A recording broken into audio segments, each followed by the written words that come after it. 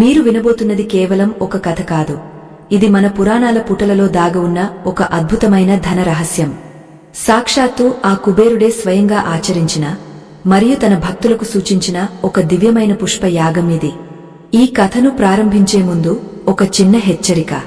ఇది కేవలం కాలక్షేపం కోసం వినేవారికి లేదా 2 నిమిషాల్లో ఫలితం ఆశించి కథను వేగంగా ముందుకు జరిపేవారికి ఉద్దేశించినది కాదు.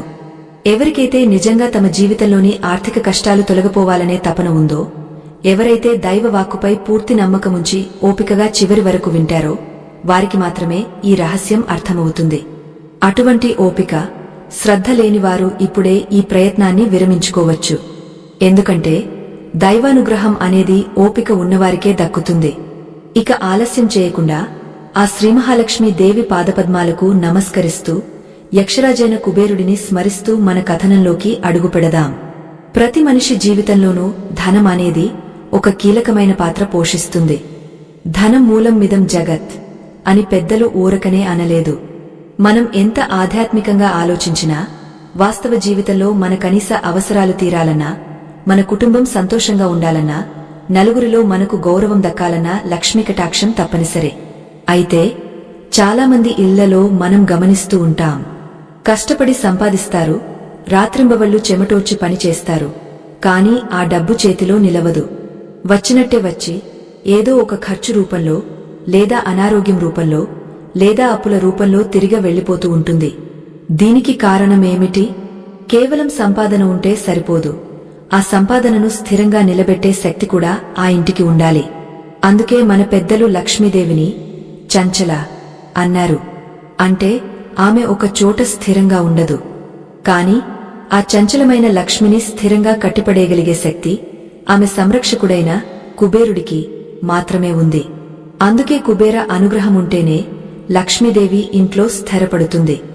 ఈ రోజు మనం చెప్పుకోబోయే ఈ పురాణగాథలో అచ్చం మనలాగే ఆర్థిక ఇబ్బందులతో సతమతమవుతున్న ఒక సామాన్యుడి జీవితం ఎలా మలుపు తిరిగింది, ఏ పువ్వును సమర్పించడం ద్వారా అతను సాక్షాత్తు కుబేరుడినే తన ఇంటికి రప్పించుకోగలిగాడు అనే విషయాన్ని వివరంగా తెలుసుకుందాం.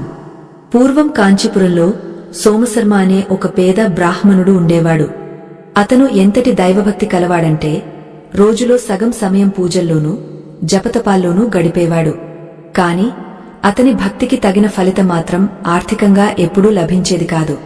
అతని ఇల్లు చాలా చిన్నది. వర్షం పడితే పైకప్పు నుండి నీరు కారుతూ ఉండేది. ఇంట్లో తినడానికి గుప్పెడు బియ్యం దొరకడమే గగనంగా ఉండేది. సోమశర్మ భార్య సుశీల మహా ఇల్లాలు. భర్త భక్తిని ఏనాడూ తప్పు పట్టేది కాదు. కాని పిల్లల ఆకలి కేకలు చూసి తట్టుకోలేకపోయేది. ఒక శుక్రవారం సాయంత్రం వేళ, సూర్యుడు అస్తమిస్తున్న సమయం. ఆకాశం ఎర్రగా మారుతోంది. పక్షులు తమ గూళ్లకు చేరుకుంటున్నాయి. కాని సోమశర్మ మాత్రం భారమైన గుండెతో తన ఇంటి అరుగుమీద కూర్చుని ఉన్నాడు. ఆ రోజు ఉదయం నుండి అతను ఎన్నో ఇళ్లకు వెళ్లి యాచించినా ఎవరూ పిడికెడు బియ్యం కూడా పెట్టలేదు. నేను చేసిన పాపం ఏమిటి దేవా? నిత్యం నిన్నే కొలుస్తున్నాను కదా, నా పిల్లలకు పట్టెడు అన్నం పెట్టలేని ఈ బతుకు నాకెందుకు అని సోమశర్మ మనసులో తీవ్రంగా మథనపడుతున్నాడు. అతని కళ్ల నుండి నీరు కారుతూ ఆ అరుగుమీద పడుతోంది. సరిగా ఆ సమయంలో ఆ వీధిలో నుండి ఒక తేజోవంతుడైన సన్యాసి నడుచుకుంటూ వస్తున్నాడు. ఆయన ముఖంలో ఏదో తెలియని దివ్యమైన కాంతి ఉంది. మెడలో రుద్రాక్షలు, చేతిలో కమండలం, నుదుటన విభూతి రేఖలతో ఆయన సాక్షాత్తు శివస్వరూపంలా కనిపిస్తున్నాడు. ఆయన సోమశర్మ ఇంటి ముందు ఆగి, నాయనా, భిక్షాం దేహి అని పిలిచాడు. ఆ పిలుపు విని సోమశర్మ ఉలిక్కిపడి లేచాడు. తన పరిస్థితే దయనీయంగా ఉంటే వచ్చిన అతిథికి ఏం పెట్టగలడు? అయినా సరే అతిథి దేవో భవ అన్న సంస్కారం అతనిలో ఉంది కాబట్టి లేచి వెళ్లి ఆ సన్యాసికి నమస్కరించాడు. స్వామీ, నా దౌర్భాగ్యం చూడండి. నా ఇల్లే ఒక శూన్యంలా ఉంది. మీ ఆకలి తీర్చడానికి నా దగ్గర చల్లని నీళ్లు తప్ప మరేమీ లేవు. నన్ను క్షమించండి అని సోమశర్మ కన్నీళ్లు పెట్టుకున్నాడు. అప్పుడు ఆ సన్యాసి చిరునవ్వుతో, నాయనా సోమశర్మ, నీ పేదరికం నీ ధనంలో ఉందేమో కాని నీ సంస్కారంలో లేదు. నీ కన్నీళ్లే నీ కష్టాలను కడిగేస్తాయి. కాని కేవలం ఏడిస్తే సమస్యలు తీరవు. దానికి తగిన మార్గం వెతకాలి. లక్ష్మీదేవి ఎక్కడ ఉంటుందో తెలుసా అని అడిగాడు. సోమశర్మ అయోమయంగా చూస్తూ, అమ్మవారు వైకుంఠంలో ఉంటుంది కదా స్వామీ అన్నాడు. అవును నాయనా, కాని భూలోకంలో ఆమె ఎక్కడ స్థిరంగా ఉంటుందో తెలుసా? ఎక్కడైతే కుబేరుడికి ప్రీతికరమైన వాతావరణం ఉంటుందో, ఎక్కడైతే ఆయనకు ఇష్టమైన పరిమళాలు వెదజల్లుతాయో అక్కడ లక్ష్మీదేవి కట్టుబడి ఉంటుంది. నీ భక్తి గొప్పదే, కాని నీ పూజా విధానంలో చిన్న లోపముంది. నువ్వు అమ్మవారిని పిలుస్తున్నావు, కాని ఆమె సంపదలను దాచే భాండాగార రక్షకుడిని కుబేరుడిని విస్మరిస్తున్నావు అని ఆ సన్యాసి వివరించాడు. సోమశర్మ ఆశ్చర్యంగా, స్వామీ, నా తప్పును మన్నించండి. కుబేరుడి అనుగ్రహం పొందాలంటే నేను ఏం చేయాలి? బంగారం, వెండి సమర్పించే స్తోమత నాకు లేదు. కనీసం నైవేద్యం పెట్టడానికి కూడా నా దగ్గర ఏమీ లేదు అని వాపోయాడు. అప్పుడు ఆ సన్యాసి గంభీరమైన స్వరంతో ఇలా అన్నాడు, పిచ్చివాడా, దేవుడికి కావాల్సింది నీ ధనం కాదు. ఆయనకు కావాల్సింది భక్తితో కూడిన ఒక చిన్న క్రియ. కుబేరుడికి అత్యంత ప్రీతిపాత్రమైన ఒక పువ్వు ఉంది. ఆ పువ్వు అంటే కుబేరుడికి ఎంత ఇష్టమంటే, ఆ పువ్వుతో ఎవరు పూజిస్తారో వారి ఇంటిని ఆయన తన సొంత నివాసమైన అలకాపురిగా మార్చేస్తాడు. ఆ పువ్వు సువాసన తగిలితే చాలు, అష్టైశ్వర్యాలు ఆ ఇంట్లోకి పరుగున వస్తాయి. ఆ పువ్వు ఏమిటో, దాన్ని శుక్రవారం నాడు ఎలా ఉపయోగించాలో నీకు చెబుతాను, శ్రద్ధగా విను. సోమశర్మ గుండెలో కొత్త ఆశ చిగురించింది. ఆ సన్యాసి చెప్పబోయే రహస్యం కోసం తన 2 చెవులను రిక్కించి వినడం మొదలుపెట్టాడు. ఆ సన్యాసి నెమ్మదిగా చెప్పడం ప్రారంభించాడు. నాయనా, పూర్వం కుబేరుడు కూడా పరమశివుని అనుగ్రహం కోసం ఘోర తపస్సు చేశాడు. అప్పుడు శివుడు ప్రత్యక్షమై కుబేరుడికి ఉత్తర దిక్పాలకుడిగా బాధ్యత అప్పగస్తూ నవనిధులకు అధిపతిని చేశాడు. ఆ సమయంలో కుబేరుడు, స్వామీ, ఈ సంపదను నేను ఎలా రక్షించాలి?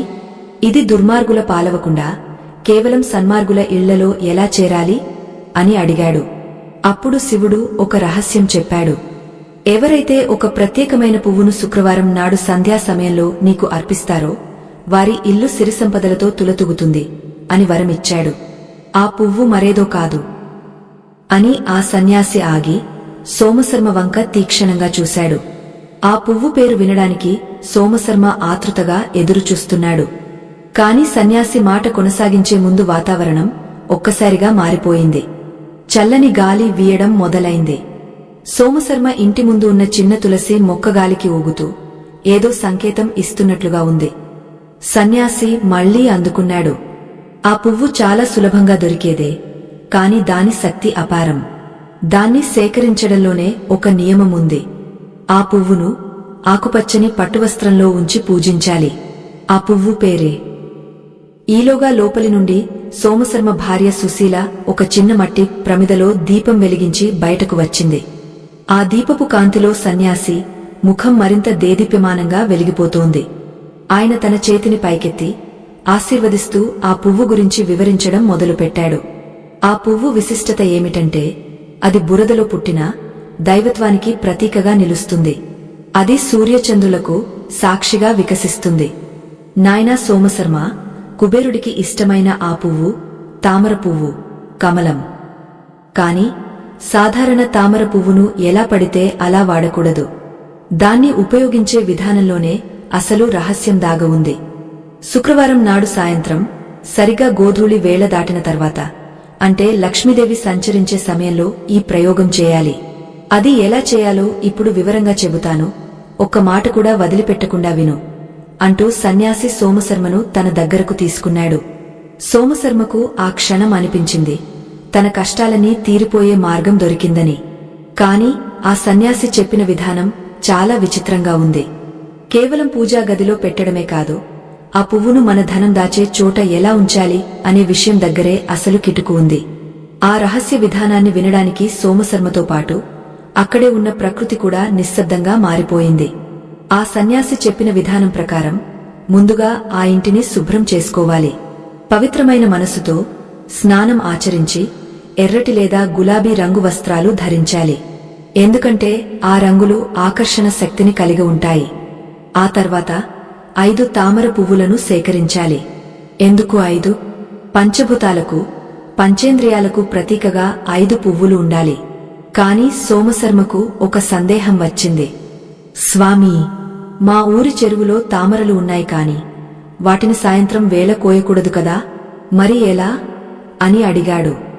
దానికి ఆ సన్యాసి చిరునవ్వు నవ్వి, మంచి ప్రశ్న వేశావు. అక్కడే ఉంది ధర్మ సూక్ష్మం. పువ్వును ఎప్పుడు కోయాలో, ఎప్పుడు సమర్పించాలో తెలియకపోతే ఫలితం రాదు. శుక్రవారం సాయంత్రం పూజ చేయాలంటే ఆ పువ్వులను శుక్రవారం ఉదయమే సూర్యుడు పూర్తిగా పైకి రాకముందే సేకరించాలి. అప్పుడే వాటిలో ప్రాణశక్తి నిండుగా ఉంటుంది. అలా సేకరించిన పువ్వులను వాడిపోకుండా ఎలా కాపాడుకోవాలో, వాటిని సాయంత్రం వరకు ఎలా సిద్ధం చేసుకోవాలో చెబుతాను అన్నాడు. సోమశర్మ ప్రతి మాటను తన మనసులో ముద్రించుకుంటున్నాడు. ఈ చిన్న సంభాషణ అతని జీవితాన్ని మార్చబోతోందని అతనికి అర్థమైంది. సన్యాసి తర్వాతి మాటల కోసం ఊపిరి బిగబట్టి ఎదురుచూస్తున్నాడు. ఆ సన్యాసి మాటలు సోమశర్మ చెవిన అమృతధారలా పడుతున్నాయి. అతని కళ్లలో ఆశల కాంతులు వెలుగులు విరజిమ్ముతున్నాయి. స్వామీ, ఆ 5 తామర పువ్వులను ఉదయాన్నే సేకరించిన తర్వాత సాయంత్రం వరకు వాటిని ఎలా భద్రపరచాలి, పూజలో వాటిని ఎలా వినియోగించాలి అని సోమశర్మ అత్యంత వినయంతో చేతులు జోడించి అడిగాడు. అప్పుడు ఆ యతీశ్వరుడు చిరునవ్వుతో ఇలా బదులిచ్చాడు. సోమశర్మ, శ్రద్ధగా విను. ఉదయం సూర్యోదయానికి ముందే స్నానమాచరించి తడి బట్టలతోనే ఆ చెరువులోకి దిగి ఆ తామర పువ్వులను కోయాలి. గుర్తుంచుకో, ఆ పువ్వులను కోసేటప్పుడు నీ మనసులో ఎలాంటి కోరికలు ఉండకూడదు. కేవలం ఆ కుబేరుడిని, లక్ష్మీదేవిని తలుచుకుంటూ నా ఇంటికి రండి అని ఆహ్వానిస్తున్న భావనతో మాత్రమే వాటిని తుంచాలి. అలా తెచ్చిన పువ్వులను నేలమీద పెట్టకూడదు. వాటిని వెంటనే ఒక రాగి లేదా ఇత్తడి పాత్రలో స్వచ్ఛమైన నీటిని నింపి అందులో ఉంచాలి. ఆ నీటిలో చిటికెడు పసుపు, 2 ఏలకులు వేయడం మర్చిపోకు.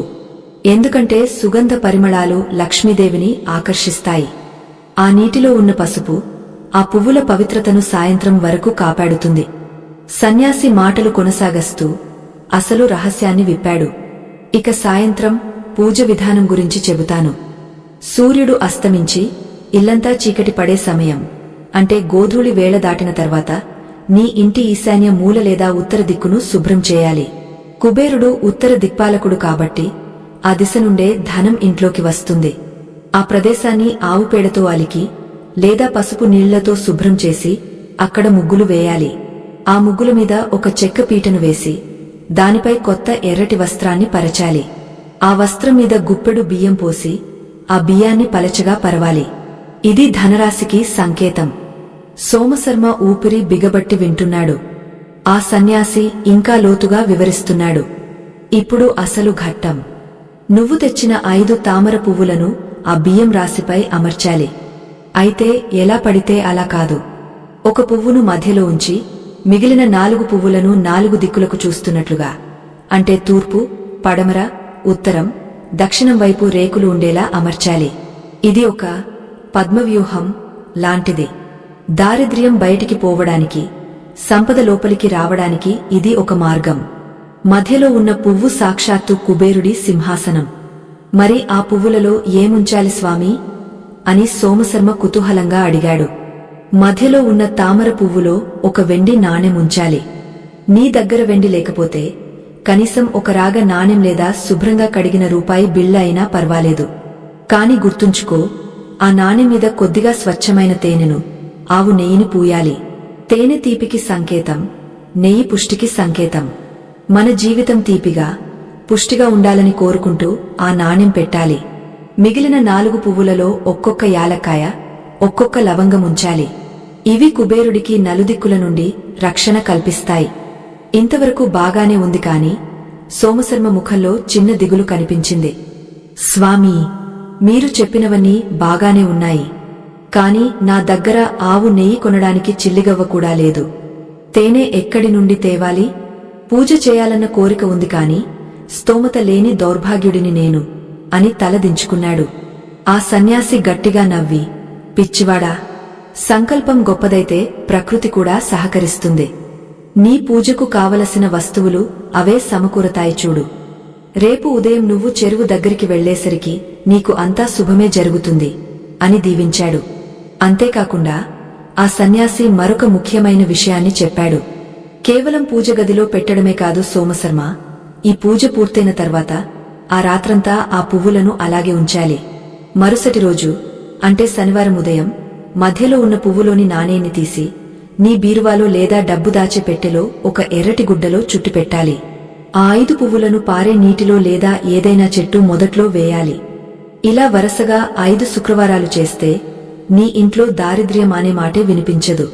కుబేరుడు నీ ఇంటిని వెతుక్కుంటూ వస్తాడు. ఇది సత్యం. ఇలా చెబుతుండగానే ఆ సన్యాసి కమండలం నుండి కొద్దిగా విభూతిని తీసి సోమశర్మ నుదుట పెట్టి శుభం భూయాత్ అని చెప్పి చీకటిలో కలిసిపోయాడు. సోమశర్మ, అతని భార్య సుశీల ఆ సన్యాసి వెళ్లిన దిశవైపే చూస్తూ ఉండిపోయారు. ఆయన ఎవరు? సాక్షాత్తు ఆ పరమశివుడే ఇలా జంగమ దేవర రూపంలో వచ్చాడా? లేదా తమ పూర్వజన్మ సుకృతం కొద్దీ ఎవరైనా సిద్ధపురుషుడు వచ్చాడా అని ఆలోచిస్తూనే ఆ రాత్రి గడిపారు. మరుసటి రోజు శుక్రవారం. సోమశర్మకు ఆ రాత్రి నిద్ర పట్టలేదు. కోడి కూయకముందే లేచాడు. భార్య సుశీల అప్పటికే నిద్రలేచి ఇంటి ముందు పేడ కళ్ళాపి చల్లి ముగ్గులు వేస్తోంది. సోమశర్మ చన్నీటి స్నానం ఆచరించి తడి బట్టలతోనే ఊరి చివర ఉన్న పద్మ సరోవరం, తామరకొలను వైపు బయలుదేరాడు. ఆ సమయం బ్రహ్మ ముహూర్తం. ఆకాశంలో నక్షత్రాలు ఇంకా మిలమిలా మెరుస్తూనే ఉన్నాయి. చల్లని గాలికి సోమశర్మ శరీరం వణుకుతున్నా అతని మనసులో మాత్రం సంకల్పం అనే అగ్ని జ్వలిస్తోంది. ఎలాగైనా సరే ఈ రోజు కుబేర పూజ చేయాలి, తన కుటుంబం పడుతున్న ఆకలి బాధలను తీర్చాలి అనే దృఢ నిశ్చయంతో అడుగులు వేస్తున్నాడు. కొలను గట్టుకు చేరుకున్నాడు. సోమశర్మ నీరంతా నిశ్చలంగా ఉంది. తామర పువ్వులు అప్పుడప్పుడే వికసించడానికి సిద్ధంగా మొగ్గల్లా ఉన్నాయి. వాటిని చూడగానే సోమశర్మకు ఆ సన్యాసి మాటలు గుర్తొచ్చాయి. నీ మనసులో ఎలాంటి కోరికలు ఉండకూడదు, కేవలం భక్తితో ఆహ్వానించు. సోమశర్మ మెల్లగా నీటిలోకి దిగాడు. నీరు చాలా చల్లగా ఉంది. నడుము లోతు నీటిలోకి వెళ్లాడు. అక్కడ 5 అందమైన తామర మొగ్గలు ఒకే దగ్గర గుంపుగా ఉన్నాయి. వాటిని చూడగానే అతని మనసు ఆనందంతో నిండిపోయింది.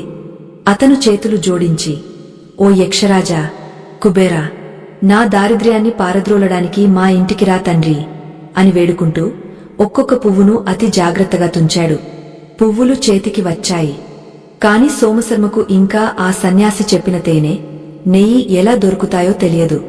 ఇంటికి తిరిగి వస్తుండగా దారిలో ఒక విచిత్రం జరిగింది. ఊరి పటేలుగారు ఉదయాన్నే తన పొలం దగ్గర ఉన్న ఆవుల సాలలో పాలు పితుకుతున్నారు. సోమశర్మను చూడగానే పటేలుగారు పిలిచారు. ఏమయ్యా సోమశర్మ, ఇంత ఉదయాన్నే తడి బట్టలతో ఎక్కడికి? ఈ రోజు శుక్రవారం కదా, మా ఇంట్లో అమ్మవారి పూజ ఉంది. ఆవు నెయ్యి సిద్ధం చేస్తున్నాం. నీకు కాస్త నెయ్యి కావాలా? బ్రాహ్మణుడికి దానమిస్తే మంచిదని శాస్త్రం కదా అంటూ ఒక చిన్న దొన్నెలో స్వచ్ఛమైన ఆవు నెయ్యిని, పక్కనే ఉన్న తేనె పట్టు నుండి తీసిన తాజా తేనెను కూడా కొద్దిగా ఆకులో వేసి ఇచ్చారు. సోమశర్మ కళ్లలో నీళ్లు తిరిగాయి. ఆ సన్యాసి చెప్పిన మాట అక్షరాలా నిజమైంది. సంకల్పం గొప్పదైతే ప్రకృతి సహకరిస్తుంది అన్న మాట ఎంత సత్యం. దేవుడు తనను పరీక్షిస్తున్నాడు, అదే సమయంలో సాయం కూడా చేస్తున్నాడు అని అర్థమైంది. ఎంతో సంతోషంగా ఇంటికి చేరుకున్నాడు సోమశర్మ. భార్య సుశీల అప్పటికే ఇంటిని శుభ్రం చేసి ఆ సన్యాసి చెప్పినట్లుగా ఈశాన్య మూల అలికి సిద్ధం చేసింది. రాగపాత్రలో నీళ్లు పోసి అందులో పసుపు వేసి ఉంచింది. సోమశర్మ ఆ తామర పువ్వులను ఆ పాత్రలో ఉంచాడు. సాయంత్రం ఎప్పుడు అవుతుందా అని ఆ దంపతులు 1000 కళ్లతో ఎదురుచూడటం మొదలుపెట్టారు. కాని విధి వక్రించడం అంటే ఇదేనేమో. సరిగ్గా మధ్యాహ్నం వేళ ఊహించని ఒక సంఘటన జరిగింది. ఊరి జమీందారుగారి మనుషులు సోమశర్మ ఇంటికి వచ్చారు. వారి ముఖాల్లో కోపం, మాటల్లో కఠినత్వమున్నాయి. ఓరేయ్ సోమశర్మ, నీ ఇంటి స్థలం పన్ను కట్టి ఎన్నాళ్లైంది? ఈ రోజు సాయంత్రంలోగా పన్ను కట్టకపోతే నీ ఇంటిని జప్తు చేయమని జమీందారుగారు ఆజ్ఞాపించారు. మర్యాదగా డబ్బులు సిద్ధం చేసుకో, లేకపోతే సామాన్లతో సహా బయటకు గెంటివేస్తాం అని హెచ్చరించి వెళ్లిపోయారు. సోమశర్మ గుండెలో రాయి పడ్డట్టయింది. సాయంత్రం కుబేర పూజ చేసి లక్ష్మీదేవిని ఆహ్వానిద్దామనుకుంటే అసలు ఇల్లే లేకుండా పోయే పరిస్థితి వచ్చింది. చేతిలో చిల్లిగవ్వలేదు. సాయంత్రంలోగా అంత డబ్బు ఎక్కడి నుండి తేవాలి? ఒక పక్క పూజ ఏర్పాట్లు, మరోపక్క ఇల్లు పోతుందనే భయం. దైవం పరీక్ష పెడుతోందా, లేక తన దురదృష్టం తనను వెక్కిరిస్తోందా? సుశీల భయంతో వణికిపోతోంది. ఏవండీ, ఇప్పుడు ఏం చేద్దాం? ఉన్న ఈ చిన్న గూడు కూడా పోతే పిల్లలను తీసుకుని ఎక్కడికి వెళ్తాం అని ఏడవడం మొదలుపెట్టింది. సోమశర్మ ధైర్యం కోల్పోలేదు. సుశీల, భయపడకు. ఆ కుబేరుడే ఏదో ఒక దారి చూపిస్తాడు. పూజ ఆపవద్దు. సమస్య ఎంత పెద్దదైనా దైవానుగ్రహం ముందు చిన్నదే. ఆ సన్యాసి వాక్కు వృథా పోదు. చూద్దాం ఏం జరుగుతుందో అని భార్యను ఓదార్చాడు. కాని అతని మనసులో కూడా అలజడి రేగుతోంది. సాయంత్రం సమీపిస్తోంది. సూర్యుడు పడమటి కొండల్లోకి జారిపోతున్నాడు. సోమశర్మ, సుశీల స్నానం చేసి ఎర్రటి వస్త్రాలు ధరించి పూజకు సిద్ధమయ్యారు. కాని బయట జమీందారు మనుషుల అడుగుల చప్పుడు వినిపిస్తోంది. వారు నిజంగానే ఇల్లు ఖాళీ చేయించడానికి వస్తున్నారా? ఈ గండం నుండి సోమశర్మ ఎలా బయటపడతాడు? ఆ 5 తామర పువ్వుల పూజ ఈ ఆపదను ఆపగలదా? సోమశర్మ కథలో అత్యంత ఉత్కంఠభరితమైన ఘట్టానికి మనం చేరుకున్నాం. జీవితంలో సమస్యలు చుట్టుముట్టినప్పుడే మన నమ్మకం యొక్క అసలైన పరీక్ష మొదలవుతుంది. ఆపదలు అనేవి మన ధైర్యాన్ని కొలవడానికి దేవుడు పంపే కొలమానాలు మాత్రమే. ఇప్పుడు సోమశర్మ పరిస్థితి కూడా అలాగే ఉంది. ఒక పక్క జమీందారు మనుషుల బెదిరింపులు, మరొక పక్క తనను నమ్ముకున్న భార్య కన్నీళ్లు, ఇంకొక పక్క దైవం మీద భారం వేసి తలపెట్టిన కుబేర పూజ. ఈ మూడింటి మధ్య నలిగిపోతున్న ఆ పేద బ్రాహ్మణుడు ఎలా నిలబడ్డాడో, ఆ పవిత్రమైన పూజా విధానాన్ని ఎలా పూర్తి చేశాడో ఇప్పుడు చూద్దాం. మనసు పెట్టి వినండి, ఎందుకంటే ఈ భాగంలో చెప్పబోయే పూజా విధానమే మనకు రేపు మన ఇళ్లలో ఆచరించడానికి మార్గదర్శకం. సూర్యుడు పూర్తిగా అస్తమించాడు. ఆకాశమంతా కారుమబ్బులు కమ్ముకున్నాయి. అప్పటివరకు ప్రశాంతంగా ఉన్న వాతావరణం ఒక్కసారిగా మారిపోయింది. ఈదురుగాలులు వీయడం మొదలుపెట్టాయి. ఆ గాలుల శబ్దానికి సోమశర్మ ఇంటి తలుపులు టపటప మని కొట్టుకుంటున్నాయి. ఆ శబ్దం వింటుంటే సుశీల గుండెల్లో రైళ్లు పరిగెడుతున్నాయి. కాని సోమశర్మ మాత్రం అచంచలమైన దీక్షతో ఉన్నాడు. అతని ముఖంలో భయం లేదు, కేవలం ఒక ఆవహించిన భక్తి భావం మాత్రమే కనిపిస్తోంది. సుశీల, తలుపులు గట్టిగా గడియపెట్టు. బయట ఎంత పెద్ద తుఫాను వచ్చినా, ఎవరు ఎంత గట్టిగా పిలిచినా, ఈ పూజ పూర్తయ్యే వరకు నేను ఈ పీట మీద నుండి లేవను. మన ఇంటిని రక్షించే బాధ్యత ఇప్పుడు ఆ కుబేరుడిదే. నువ్వు కూడా మౌనంగా అమ్మవారిని ధ్యానించు అని సోమశర్మ భార్యకు ధైర్యం చెప్పాడు. సోమశర్మ ఆ సన్యాసి చెప్పినట్లే ఇంటి ఈశాన్య మూల శుభ్రం చేసి, అక్కడ పసుపు రాసి ముగ్గులు వేసి సిద్ధం చేసిన పీట దగ్గరకు వెళ్లాడు. అది గోధూళి వేళ, అంటే ఆవులన్నీ ఇంటికి తిరిగి వచ్చే సమయం. లక్ష్మీదేవి సంచరించే పరమ పవిత్రమైన సమయం. సోమశర్మ ముందుగా పీటపై కొత్త ఎర్రటి వస్త్రాన్ని పరిచాడు. ఆ ఎరుపు రంగు ఆ గదిలో ఉన్న దీపపు కాంతికి మరింత ప్రకాశవంతంగా మెరుస్తోంది. ఆ వస్త్రం మీద తన చేతితో గుప్పెడు బియ్యాన్ని పోశాడు. ఆ బియ్యాన్ని వస్త్రమంతా సమానంగా గుండ్రంగా పలచగా పరిచాడు. ఆ బియ్యం రాశిని చూస్తుంటే అది ఒక చంద్రబింబంలా కనిపిస్తోంది. ఇప్పుడు అసలైన భట్టం. రాగపాత్రలో నీళ్లలో ఉంచిన 5 తామర పువ్వులను బయటకు తీశాడు. అవి పసుపు నీళ్లలో ఉండటం వల్ల ఉదయం కోసినా కూడా అప్పుడే వికసించినట్లు అత్యంత తాజాగా కళకళలాడుతూ ఉన్నాయి. వాటిని చేతిలోకి తీసుకున్నప్పుడు సోమశర్మకు ఒక తెలియని స్పందన కలిగింది. ముందుగా ఒక పువ్వును తీసుకుని దాన్ని బియ్యం రాశికి సరిగ్గా మధ్యలో ఉంచాడు. ఓం కుబేరాయ నమః అని మనసులో స్మరించుకున్నాడు. ఇది ప్రధాన స్థానం, కుబేరుడి సింహాసనం. ఆ తర్వాత మిగిలిన 4 పువ్వులను తీసుకున్నాడు. వాటిని ఆ మధ్యలో ఉన్న పువ్వుకు 4 వైపులా తూర్పు, పడమర, ఉత్తరం, దక్షిణం అమర్చాడు. అయితే ఇక్కడ ఒక చిన్న మెలిక ఉంది. ఆ సన్యాసి చెప్పినట్లు చుట్టూ ఉన్న 4 పువ్వుల కాడలు మధ్యలో ఉన్న పువ్వు వైపు చూసేలా, పువ్వు రేకులు బయటకు చూసేలా పెట్టాడు. దీనివల్ల అది ఒక రక్షణ కవచంలా, ఒక చక్రంలా తయారైంది. దీన్నే తంత్రశాస్త్రంలో పద్మవ్యూహం అంటారు. దారిద్ర్యం లోపలికి రాలేదు, లోపల ఉన్న ఐశ్వర్యం బయటకు పోలేదు. ఆ తర్వాత పటేలుగారు ఇచ్చిన స్వచ్ఛమైన ఆవు నెయ్యిని, తేనెను తీసుకున్నాడు. ఒక చిన్న గిన్నెలో ఆ రెండింటినీ కలిపాడు. వెండి నాణెం లేకపోవడంతో తన దగ్గర ఉన్న ఒక రాగ నాణేన్ని శుభ్రంగా కడిగి పసుపు రాసి సిద్ధం చేసుకున్నాడు. ఆ నాణెం మీద కుడి చేతి ఉంగరపు వేలితో ఆ తేనె నెయ్యి మిశ్రమాన్ని పూశాడు. తండ్రి, నా జీవితం చేదుగా ఉంది. ఈ తేనెతో అది తీపిగా మారుగాక. నా బతుకులో సారం లేదు. ఈ నెయ్యితో అది పుష్టిగా మారుగాక అని ప్రార్థిస్తూ ఆ నాణేన్ని మధ్యలో ఉన్న తామర పువ్వు గర్భంలో, పువ్వు మధ్యలో భద్రంగా ఉంచాడు. ఆ క్షణం ఆ గదిలో అగరుబత్తులు వెలిగించకపోయినా ఒక అద్భుతమైన సువాసన రావడం మొదలైంది. అది తామర పువ్వుల వాసన, లేక ఆవు నెయ్యి వాసన, లేక దైవికమైన పరిమళమా అనేది అర్థం కానంత మత్తుగా ఉంది. మిగిలిన 4 పువ్వులలో దిక్కుకు ఒకటి చొప్పున ఒక యాలక్కాయను, ఒక లవంగాన్ని ఉంచాడు. ఈ లవంగాలు, యాలకులు ఆకర్షణ శక్తిని కలిగి ఉంటాయి. అవి నలుదిక్కుల నుండి ధనాన్ని ఆకర్షించే అయస్కాంతాలుగా పనిచేస్తాయి.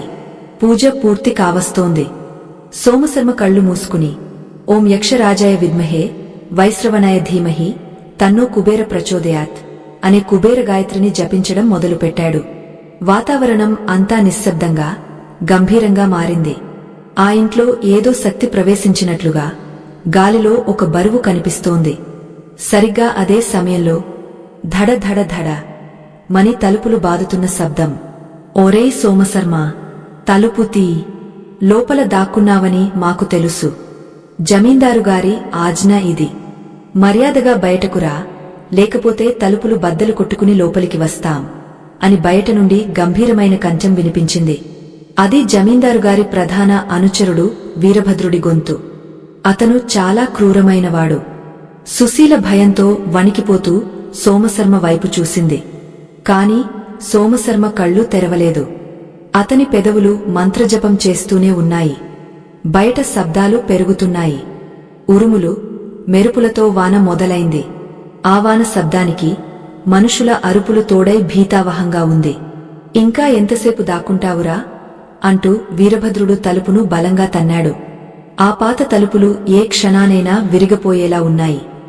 గడప దగ్గర ఉన్న మట్టి పెళ్లలు రాలిపడుతున్నాయి. సోమశర్మ పూజను ఆపలేదు, కాని వేగాన్ని పెంచాడు.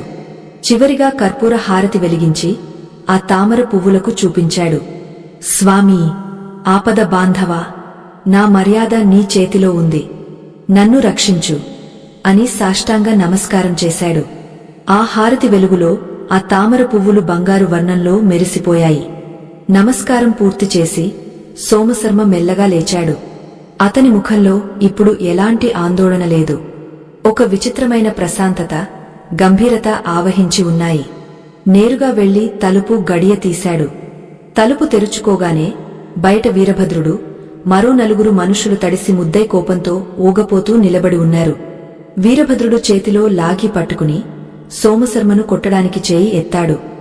ఎంత పొగరురా నీకు, పిలుస్తుంటే పలకవేం అని అరుస్తూ లాగిని గాలిలోకి లేపాడు. కాని ఆ లాకి సోమశర్మ మీద పడలేదు. గాలిలోనే ఆగపోయింది. ఎందుకంటే తలుపు తీసిన సోమశర్మ కళ్లలో ఒక తీక్షణమైన కాంతి ఉంది. అతని వెనుక ఆ చిన్న గదిలో వెలుగుతున్న దీపపు కాంతిలో ఆ 5 తామర పువ్వుల అమరిక ఏదో శక్తివంతమైన యంత్రంలా మెరుస్తోంది. ఆ దృశ్యం చూడగానే వీరభద్రుడికి కళ్ళు బైర్లు కమ్మినట్లయింది. అంతేకాదు, సోమశర్మ వెనుక ఎవరో ఎత్తైన ఆకారం నిలబడి ఉన్నట్లు, అతన్ని కాపాడుతున్నట్లు ఒక భ్రమ కలిగింది. వీరభద్రుడు ఒక్క అడుగు వెనక్కి వేశాడు. బయట వాన బీభత్సంగా కురుస్తోంది. ఆకాశం చిల్లులు పడినట్లుగా ఉంది. ఏమయ్యా వీరభద్రా, ఎందుకు ఆగావు? జమీందారుగారి పనిమీద వచ్చావు కదా, పూర్తి చేయి అన్నాడు సోమశర్మ చాలా నిదానంగా. అతని గొంతులో వణుకు లేదు, ఆజ్ఞాపించే స్వరముంది. వీరభద్రుడు తడబడ్డాడు. అతని వెనుక ఉన్న మనుషులు కూడా ఆ గదిలోంచి వస్తున్న ఆ సువాసనను పీల్చగానే వారిలోని కోపం చల్లబడి ఒక రకమైన స్తబ్దతలోకి వెళ్లిపోయారు. ఆ వాసన వారి మెదడును మత్తులో ముంచేసింది. అది కాదు శాస్త్రిగారు, జమీందారుగారు పంపారు. కాని ఈ వాన అని వీరభద్రుడు నత్తిగా మాట్లాడటం మొదలుపెట్టాడు. అంత క్రూరమైన వాడి గొంతులో భయం చూసి సుశీల ఆశ్చర్యపోయింది. చూడు వీరభద్రా, ఇప్పుడు లక్ష్మీ ప్రదోష సమయం. నా ఇంట్లో సాక్షాత్తు కుబేరుడి ఆరాధన జరుగుతోంది. ఈ సమయంలో అతిథిని గౌరవించాలి, కాని అప్పుల వాళ్లను కాదు. ఈ రాత్రికి ఈ వానలో మమ్మల్ని బయటకు గెంటేయడం ధర్మం కాదు.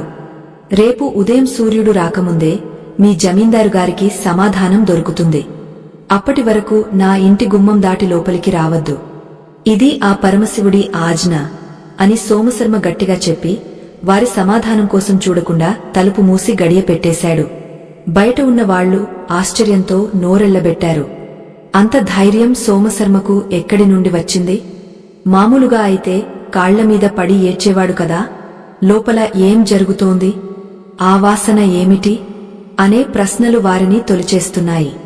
వాన మరీ ఎక్కువవడంతో సరే, ఈ రాత్రికి ఎలాగో ఇక్కడే కాపలా కాద్దాం, రేపు ఉదయం డబ్బు ఇవ్వకపోతే ఈడ్చుకెళ్దాం అని నిర్ణయించుకుని ఇంటి ముందున్న అరుగుమీదే ముడుచుకుని కూర్చున్నారు. లోపల సోమశర్మ తలుపు వైపు చూస్తూ నిలబడ్డాడు. సుశీల పరుగున వచ్చి భర్త పాదాల మీద పడింది. ఏవండీ, అంత పెద్ద మాట అనేశారు. రేపు ఉదయం డబ్బు ఎక్కడి నుండి వస్తుంది?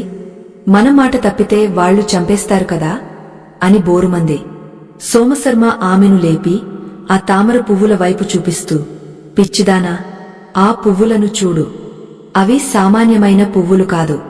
ఈ రాత్రి మన ఇంట్లో ఒక అద్భుతం జరగబోతోంది. మనం చేయాల్సిందల్లా ఒక్కటే, ఈ రాత్రంతా నిద్రపోకుండా ఆ దీపం కొండెక్కకుండా చూసుకోవాలి. ఆ పువ్వుల ముందు కూర్చుని కుబేరుడిని ధ్యానించాలి. రేపటి గురించి చింతవద్దు, ఈ రాత్రిని గెలుద్దాం అన్నాడు. ఆ రాత్రి ఆ చిన్న ఇల్లు నిశ్శబ్దంగా ఉంది. కాని ఆ నిశ్శబ్దం గర్భంలో ఒక మహాద్భుతం ఉద్భవించడానికి సిద్ధమవుతోంది. అసలు ఆ తామర పువ్వుల శక్తి ఏమిటి? రాత్రంతా జాగారం చేస్తే ఏం జరుగుతుంది? సోమశర్మకు, సుశీలకు ఆ రాత్రి ఎలాంటి అనుభవాలు ఎదురయ్యాయి? ఆ పద్మవ్యూహం వారి తలరాతను ఎలా మార్చబోతోంది? ఇది సోమశర్మ జీవితంలో అత్యంత కీలకమైన రాత్రి. ఆ కుబేర పూజ ప్రభావం ఎలా మొదలైందో, ఆ రాత్రి జరిగిన విచిత్రమైన సంఘటనలు ఏమిటో ఇప్పుడు చూద్దాం. ఆ రాత్రి గడియలు కరుగుతున్నాయి. బయట ప్రకృతి బీభత్సం సృష్టిస్తోంది. ఆకాశం నుండి కురుస్తున్న వర్షం ఆగడం లేదు సరికదా, మరింత ఉద్ధృతమవుతోంది. మేఘాల గర్జనలు, పిడుగుల శబ్దాలు గుండెలను అదిరేలా చేస్తున్నాయి. కాని విచిత్రం ఏమిటంటే, సోమశర్మ ఇంట్లో మాత్రం ఒక అద్భుతమైన ప్రశాంతత రాజ్యమేలుతోంది. ఆ చిన్న మట్టి ఇంటి పైకప్పు ఎక్కడ కూలిపోతుందో అని భయపడాల్సిన పరిస్థితిలో కూడా ఆ దంపతులిద్దరూ ఆందోళన లేకుండా ఆ 5 తామర పువ్వుల ముందే కూర్చుని ఉన్నారు. ఆ గదిలో వెలుగుతున్న చిన్న దీపం గాలికి రెపరెపలాడటం లేదు. నిశ్చలంగా ఒక బంగారు స్తంభంలా నిలబడి వెలుగుతోంది. ఆ దీపపు కాంతిలో ఆ 5 తామర పువ్వులు, వాటి మధ్యలో ఉన్న తేనె పూసిన నాణెం వింతగా మెరుస్తున్నాయి. ఆ గదిలో వ్యాపించిన సువాసన ఇప్పుడు మరింత గాఢంగా మారింది. తామర పువ్వుల సహజమైన వాసనకు ఆవు నెయ్యి, తేనె, పచ్చకర్పూరం, యాలకుల వాసన తోడై ఆ గాలి పీల్చిన ఎవరికైనా ఒక తెలియని మత్తు, భక్తి భావం కలుగుతున్నాయి. అది మామూలు మత్తు కాదు, మనసును ప్రపంచపు బాధల నుండి వేరుచేసి దైవానికి దగ్గర చేసే దివ్య మత్తు. సుశీల తన భర్త వైపే చూస్తోంది. సోమశర్మ కళ్ళు మూసుకుని వెన్నెముక నిటారుగా ఉంచి కుబేర మంత్రాన్ని మానసికంగా జపిస్తున్నాడు. అతని ముఖంలో ఇన్నాళ్లు కనిపించిన పేదరికం తాలూకు ఛాయలు మాయమైపోయాయి. ఏదో రాజసం, ఏదో తేజస్సు అతని ముఖంలో కొట్టొచ్చినట్లు కనిపిస్తోంది. సుశీలకు ఆశ్చర్యం వేసింది. నా భర్తలో ఇంత శక్తి ఉందా? కేవలం ఒక సంకల్పం మనిషిని ఇంతలా మార్చేస్తుందా అని ఆమె మనసులో అనుకుంది.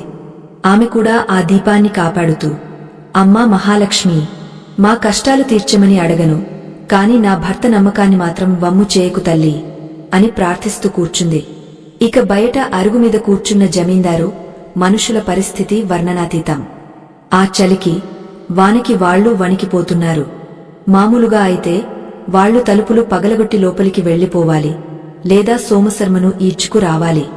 కాని ఆ ఇల్లు దాటి లోపలికి అడుగు పెట్టడానికి వాళ్ల కాళ్లు కదలడం లేదు. వీరభద్రుడు కిటికీ సందులో నుండి లోపలికి తొంగచూశాడు. లోపల జరుగుతున్న దృశ్యం అతనికి కనబడింది. ఆ ఎర్రటి బట్టమీద ఉన్న తామర పువ్వులు, ఆ దీపపు కాంతి అతనికి సాక్షాత్తు అగ్నిగుండంలా కనిపించాయి. సోమశర్మ ఏదో మంత్రవాదిలా కాకుండా ఒక మునిలా కనిపించాడు. ఓరే, ఆ బ్రాహ్మణుడు సామాన్యుడు కాదురా, లోపల ఏదో పెద్ద పూజ చేస్తున్నాడు. ఆ వాసన చూస్తుంటేనే నాకు ఏదోలా ఉంది. మనం గనక ఇప్పుడు లోపలికి వెళ్తే భస్మం అయిపోతామేమో అనిపిస్తోంది అని వీరభద్రుడు తన పక్కన ఉన్న వాడితో అన్నాడు. ఆ రాత్రికి ఇక ఏమీ చేయలేక చలిలో ముడుచుకుని ఆ ఇంటి వాకిలి ముందే కునుకుపాట్లు పడటం మొదలుపెట్టారు. అలా ఆ పూజ మహిమ వల్ల శత్రువులు కూడా స్తంభించిపోయారు. సమయం అర్ధరాత్రి దాటింది. దీన్నే నిశీధి సమయం అంటారు. తంత్రశాస్త్రం ప్రకారం శక్తులు అత్యంత చురుగ్గా ఉండే సమయమిది. సోమశర్మ ధ్యానం ఇప్పుడు తారాస్థాయికి చేరింది. అతనికి బాహ్య ప్రపంచంతో సంబంధం తెగిపోయింది. ఆ స్థితిలో అతనికి ఒక అద్భుతమైన అనుభవం ఎదురైంది. అతని మనోనేత్రం ముందు 5 తామర పువ్వులు విపరీతంగా పెరిగిపోయాయి. ఆ గది అంతా తామర తీగలతో నిండిపోయినట్లు, తాను ఒక పెద్ద తామర కొలను మధ్యలో కూర్చున్నట్లు అనిపించింది. మధ్యలో ఉన్న పువ్వులో నుండి ఒక చిన్న ఆకారం బయటకు వస్తున్నట్లు కనిపించింది. పొట్టిగా భారీ కాయంతో చేతిలో ఒక ముంగసను పట్టుకుని బంగారు ఆభరణాలతో మెరిసిపోతున్న ఒక దివ్య పురుషుడు చిరునవ్వుతో సోమశర్మను చూస్తున్నాడు. ఆయన మరెవరో కాదు, శ్రీ వైశ్రవణ కుబేరుడు. ఆ కుబేర రూపం సోమశర్మతో మాట్లాడలేదు. కాని ఆయన చూపు ఒకవైపుకు మళ్ళింది. సోమశర్మ ఇంటి వెనుక భాగంలో పెరటిలో ఉన్న ఒక పాత బావి వైపు, దాని పక్కనే ఉన్న తులసి కోట వైపు ఆయన వేలు చూపించారు. ఆ తులసి కోట కింద ఉన్న మట్టిలో ఏదో మెరుస్తున్నట్లు సోమశర్మకు ఆ ధ్యానంలో స్పష్టంగా కనిపించింది. అదే సమయంలో బయట ఒక పెద్ద మెరుపు మెరిసింది. ఆ వెలుగు కళ్లను మిరుమిట్లు గొలిపేలా ఉంది. వెంటనే ధడార్ మని ఒక భారీ శబ్దం వినిపించింది. అది పిడుగుపడిన శబ్దం కాదు, ఏదో బరువైన వస్తువు కూలిన శబ్దం. ఆ శబ్దానికి సుశీల ఉలిక్కిపడి లేచింది. ధ్యానంలో ఉన్న సోమశర్మ కూడా ఒక్కసారిగా కళ్ళు తెరిచాడు. ఏవండీ, ఏదో కూలిపోయింది. ఆ శబ్దం మన పెరటి వైపు నుండే వచ్చింది. అయ్యో, ఉన్న గోడ కూడా కూలిపోయిందా అని సుశీల భయంతో అరిచింది. సోమశర్మ మాత్రం కంగారు పడలేదు. అతని కళ్లలో ఆ స్వప్న దృశ్యం ఇంకా కదలాడుతూనే ఉంది. కుబేరుడు చూపించిన ఆ తులసి కోట, ఆ మెరుపు, ఇవన్నీ దేనికో సంకేతాలు అని అతనికి అర్థమైంది. భయపడకు సుశీల, ఏం జరిగినా మన మంచికే. ఆ దీపం చూడు, ఇంకా వెలుగుతూనే ఉంది. దీపం ఆరిపోనంత వరకు మనకు ఏ ప్రమాదం లేదు అని ధైర్యం చెప్పాడు. అప్పుడు సమయం సుమారు తెల్లవారుజామున 3 గంటలు, బ్రహ్మ ముహూర్తం. వాన వెలిసింది. గాలి వేగం తగ్గింది. సోమశర్మ చేతిలో ఒక చిన్న నూనె దీపాన్ని తీసుకుని, పద, పెరట్లోకి వెళ్లి చూద్దాం. ఆ శబ్దం ఎక్కడి నుండి వచ్చిందో అన్నాడు. సుశీల భర్త వెనుక భయంగా నడిచింది. పెరటి తలుపులు తీయగానే చల్లని గాలి ముఖానికి తగిలింది. అంతా చిమ్మ చీకటిగా ఉంది. సోమశర్మ చేతిలో ఉన్న చిన్న దీపం వెలుగులో వారు మెల్లగా అడుగులు వేస్తూ ముందుకు వెళ్లారు. ఆ పాత పెరడు అంతా వర్షపు నీటితో నిండి బురదగా ఉంది. వారు శబ్దం వచ్చిన దిశగా నడిచారు. అది వారి ఇంటికి ఆనుకుని ఉన్న పాత ప్రహరీ గోడ. వర్షానికి నాని ఆ గోడలో కొంత భాగం కుప్పకూలిపోయింది. ఆ గోడ పక్కనే వారు ఎంతో భక్తిగా పెంచుకుంటున్న తులసి కోట ఉంది. గోడ కూలడం వల్ల ఆ తులసి కోట కూడా ఒక పక్కకు ఒరిగిపోయింది. అయ్యో, నా తులసి మొక్క అని సుశీల బాధతో పరుగున అక్కడికి వెళ్ళింది. కాని సోమశర్మ దృష్టి మాత్రం తులసి మొక్క మీద లేదు. ఆ మొక్క ఒరిగిపోవడం వల్ల దాని కింద ఉన్న మట్టి పెళ్లలు కదిలిపోయాయి. ఆ మట్టిలో నుండి ఏదో లోహపు వస్తువు బయటకు కనిపిస్తోంది. సోమశర్మ గుండె వేగంగా కొట్టుకోవడం మొదలైంది. తన ధ్యానంలో కుబేరుడు చూపించింది ఇదేనా? అతను మెల్లగా అక్కడికి వెళ్లి ఆ మట్టిని చేత్తో తొలగించడానికి ప్రయత్నిస్తున్నాడు. సుశీల ఆశ్చర్యంగా చూస్తోంది. మట్టిని తీసే కొద్దీ అక్కడ ఒక చిన్న రాగ బిందె మూతి కనిపించింది. అది చాలా పాతకాలపు బిందెలా ఉంది. దాని మూతికి ఒక ఎర్రటి గుడ్డ కట్టి లక్కతో సీలు వేసి ఉంది. సోమశర్మ చేతులు వణుకుతున్నాయి. ఆ బిందెను పైకి తీయడానికి ప్రయత్నించాడు కాని అది చాలా బరువుగా ఉంది. సుశీల, ఇటురా, దీన్ని పైకి తీయడానికి సాయం చేయి అని పిలిచాడు. ఇద్దరూ కలిసి అతి కష్టమీద ఆ చిన్న బిందెను మట్టిలో నుండి బయటకు తీసి పక్కన ఉన్న బండమీద పెట్టారు. అప్పుడు సోమశర్మకు ఆ సన్యాసి మాటలు గుర్తొచ్చాయి. నీ పూర్వీకులు దాచిన ధనముండొచ్చు, లేదా కుబేరుడే నీకు దారి చూపించవచ్చు. అసలు ఆ బిందెలో ఏముంది? నిజంగానే బంగారు నాణేలా లేక మరేదైనా ఉందా? ఒకవేళ అందులో ధనమే ఉంటే అది తమ కష్టాలను తీరుస్తుందా లేక కొత్త సమస్యలను తెచ్చిపెడుతుందా? ఎందుకంటే బయట ఇంకా జమీందారు మనుషులు కాపలా ఉన్నారు. వాళ్లకు తెలిస్తే దీన్ని లాక్కోవడానికి క్షణం కూడా ఆలోచించరు. సోమశర్మ ఆ బిందె వంక, ఆ తర్వాత ఇంటి లోపల పూజగదిలో వెలుగుతున్న దీపం వంక మార్చి చూశాడు. ఇప్పుడు ఆ బిందెను తెరవాలా లేక పూజ పూర్తి అయ్యే వరకు ఆగాలా అనే సందిగ్ధంలో పడ్డాడు. అయితే విధి మరొక పరీక్షను సిద్ధం చేసింది. సరిగ్గా ఆ సమయంలో ఇంటి ముందు భాగం నుండి గట్టిగా అరుపులు వినిపించాయి. ఓరేయ్ సోమశర్మ, తెల్లారిపోయింది, బయటకు రా. డబ్బులు సిద్ధం చేశావా లేక ఇల్లు ఖాళీ చేస్తావా అంటూ వీరభద్రుడు తలుపులు బాదడం మొదలుపెట్టాడు. సోమశర్మ, సుశీల ఒక్కసారిగా ఉలిక్కిపడ్డారు. చేతిలో దొరికిన నిధిని చూసుకోవాలా లేక బయట ఉన్న రాక్షసులను ఎదుర్కోవాలా? ఆ బిందెను ఇప్పుడు ఎక్కడ దాచాలి? అసలు అందులో ఏముందో తెలియకుండానే జమీందారు మనుషుల చేతికి చిక్కితే పరిస్థితి చేజారిపోతోంది. సోమశర్మ వెంటనే ఆ బిందెను తన చొక్కా కింద దాచుకుని, సుశీల, నువ్వు పెరటి తలుపు వేసి పూజగదిలో ఉండు, నేను వెళ్లి వాళ్లతో మాట్లాడతాను అని చెప్పి వడివడిగా ఇంటి లోపలికి నడిచాడు. అతను హాలులోకి వచ్చేసరికి తలుపులు బద్దలు కొట్టుకుని వీరభద్రుడు లోపలికి వచ్చేశాడు. సోమశర్మను చూడగానే, ఏరా, రాత్రంతా దాక్కున్నావు, ఇప్పుడు డబ్బు ఇస్తావా లేదా అని సోమశర్మ చొక్కా పట్టుకున్నాడు. సరిగ్గా సోమశర్మ ఆ బిందెను దాచిన చోట వీరభద్రుడి చేయి తగిలింది. ఏంటిది, లోపల ఏం దాచావు అని వీరభద్రుడు అనుమానంగా అడిగాడు. సోమశర్మ గుండె ఆగినంత పనైంది. ఇప్పుడు ఏం జరుగుతుంది? ఆ కుబేర పూజ ఫలితం దక్కకముందే నాశనం అవుతుందా? సోమశర్మ కథలో ఉత్కంఠ తారాస్థాయికి చేరింది. దొరికిన నిధిని కాపాడుకోవాలా లేక ప్రాణాన్ని కాపాడుకోవాలా అనే సందిగ్ధంలో ఉన్న సోమశర్మ ఇప్పుడు ఎదుర్కోబోయే పరిస్థితి సామాన్యమైనది కాదు. ఈ 5వ భాగంలో ఆ కుబేర పూజ తాలూకు నిజమైన శక్తి ఎలా బయటపడిందో, ఆ పాత బిందెలో ఏముందో, మరియు ఈ కథను వింటున్న మీకు మీ ధర్మ ప్రచారానికి మధ్య ఉన్న సంబంధం ఏమిటో తెలుసుకుందాం. వీరభద్రుడి చెయ్యి సోమశర్మ చొక్కా కింద ఉన్న కఠినమైన వస్తువుకు తగిలింది. ఏంటిది, రాయిలా ఉంది, ఏం దాచావురా అని వీరభద్రుడు గద్దించాడు. సోమశర్మ గుండె వేగంగా కొట్టుకుంటోంది. నిజం చెబితే ఆ నిధి వాళ్ల పాలవుతుంది, అబద్ధం చెబితే దైవానికి ఆగ్రహం వస్తుంది. ఆ క్షణంలో సోమశర్మ నోటి వెంట అప్రయత్నంగా ఒక మాట వచ్చింది. అది అతని బుద్ధి కుశలత కాదు, ఆ సమయంలో ఆవహించిన దైవ ప్రేరణ. వీరభద్రా, ముట్టుకోకు, అది నివేదన కోసం సిద్ధం చేసిన కలశం, ఇంకా దేవుడికి సమర్పించలేదు.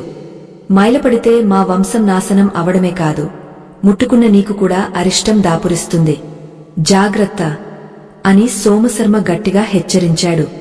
ఆ మాట వినగానే వీరభద్రుడు వెనక్కి తగ్గాడు. వాడు ఎంత క్రూరమైన వాడైనా దేవుడంటే, మైల అంటే విపరీతమైన భయం. ఓహో, భయపెడుతున్నావా? సరే, లోపలికి వెళ్ళు. కాని ఒక్క విషయం గుర్తుంచుకో, జమీందారుగారు బయట బండిలో కూర్చుని ఉన్నారు. 5 నిమిషాల్లో డబ్బుతో రాకపోతే ఈ దేవుడి బొమ్మలు, పూజ సామాన్లు అన్ని వీధిలో పడతాయి అని హెచ్చరించి బయటకు వెళ్లాడు. సోమశర్మ ఊపిరి పీల్చుకున్నాడు. సుశీల వణికిపోతూ భర్త దగ్గరకు వచ్చింది. ఏవండీ, ఇప్పుడేం చేద్దాం? ఆ బిందెలో ఏముందో చూద్దామా అని అడిగింది. సోమశర్మ తలుపి పూజగది తలుపులు గడియవేసి ఆ బిందెను పీటమీద ఉన్న 5 తామర పువ్వుల ముందు ఉంచాడు. అమ్మా లక్ష్మీ, ఇది నువ్వు ఇచ్చిందే అయితే మా కష్టాలను తీర్చు, ఇది మాయ అయితే మమ్మల్ని రక్షించు అని ప్రార్థించి ఆ బిందె మూతికి ఉన్న లక్కసీలును పగలగొట్టాడు. ఆ ఎర్రటి గుడ్డను తొలగించాడు. లోపల చేయి పెట్టి చూస్తే చల్లగా, బరువుగా చేతికి ఏవో తగలాయి. గుప్పెడు బయటకు తీశాడు. ఆ గదిలో ఉన్న చిన్న దీపపు కాంతిలో అవి తళతళ మెరిసిపోయాయి. అవి మామూలు నాణేలు కాదు, పూర్వకాలపు బంగారు వరహాలు. ఒక్కొక్కటి తులం బంగారం పైనే ఉంటుంది. వాటితో పాటు ఒక చిన్న బంగారు విగ్రహం కూడా ఉంది. అది కుబేరుడి ప్రతిమ. సోమశర్మ సుశీల ఆశ్చర్యంతో నోటమాట రాక అలాగే ఉండిపోయారు. ఇన్నాళ్లు పట్టెడు అన్నం కోసం అలమటించిన వారి చేతిలో ఇప్పుడు తరగని సంపద ఉంది. సుశీల, చూసావా, ఆ సన్యాసి మాట ఎంత సత్యమో! ఆ 5 తామర పువ్వుల పూజ మన తలరాతను మార్చేసింది. ఈ ఇల్లు మామూలు ఇల్లు కాదు, ఇది కుబేరుడు సంచరించిన ప్రదేశం అని సోమశర్మ ఆనందబాష్పాలు రాల్చాడు. కాని ఆనందపడడానికి సమయం లేదు. బయట జమీందారుగారు ఉన్నారు. సోమశర్మ ఆ బిందెలో నుండి కేవలం ఒక్క బంగారు వరహాను తీసుకున్నాడు. మిగిలిన బిందెను మళ్లీ జాగ్రత్తగా మూతపెట్టి ఆ తామర పువ్వుల వెనుక పీట కింద దాచాడు. గడియ తీసి బయటకు వచ్చాడు. ఇంటి బయట అలంకరించిన ఎద్దుల బండిలో జమీందారుగారు మీసం మెలేస్తూ కూర్చుని ఉన్నారు. పక్కనే వీరభద్రుడు నిలబడి ఉన్నాడు. ఏమయ్యా సోమశర్మ, పన్ను కడతావా లేక ఇల్లు ఖాళీ చేస్తావా? ఇప్పటికే చాలా సమయం ఇచ్చాను అని జమీందారుగారు గంభీరంగా అడిగారు. సోమశర్మ వినయంగా నమస్కరించి, అయ్యా, మీ రుణం ఉంచుకోవడం మాకు ఇష్టం లేదు. ఇదిగోండి మీ బాకీ అంటూ తన చేతిలో ఉన్న బంగారు వరహాను జమీందారుగారి చేతిలో పెట్టాడు. జమీందారుగారు ఆ నాణేన్ని చూసి నిర్ఘాంతపోయారు. అది ఇప్పటి కాలం నాటిది కాదు, ఎప్పుడో రాజుల కాలం నాటి స్వచ్ఛమైన అపరంజి బంగారం. దాని విలువ సోమశర్మ కట్టాల్సిన పన్ను కంటే 100 రెట్లు ఎక్కువ. సోమశర్మ, ఇది నీకు ఎక్కడిది అని జమీందారుగారు ఆశ్చర్యంగా అడిగారు. అయ్యా, అది మా తాతల నాటిది. కష్టకాలంలో వాడుకోమని ఇచ్చారు. దయచేసి బాకీ కింద జమ కట్టుకుని మిగిలినది మాకు ఇవ్వండి అని సోమశర్మ తెలివిగా సమాధానం చెప్పాడు. జమీందారుగారికి అర్థమైంది. సోమశర్మ దగ్గర ఇంకా ఇలాంటివి ఉన్నాయేమో అని అనుమానం వచ్చింది. కాని ఇప్పుడు ఏమీ చేయలేక, సరే, ఈసారికి వదిలేస్తున్నాను. ఈ నాణెం విలువ ఎక్కువే, మిగిలిన డబ్బు రేపు పంపిస్తాను అని చెప్పి బండి కదిలించమని సైగ చేశాడు. బండి వెళ్లిపోతుంటే వీరభద్రుడు వెనక్కి తిరిగా సోమశర్మ వైపు అనుమానంగా చూశాడు. వాడి చూపులో ఏదో కుట్ర దాగ ఉంది. సోమశర్మ హమ్మయ్య అని ఊపిరి పీల్చుకుని లోపలికి వచ్చాడు. తలుపులు గడియపెట్టి నేరుగా పూజ గదిలోకి వెళ్లాడు. సుశీల అప్పటికే ఆ తామర పువ్వులకు హారతి ఇస్తోంది.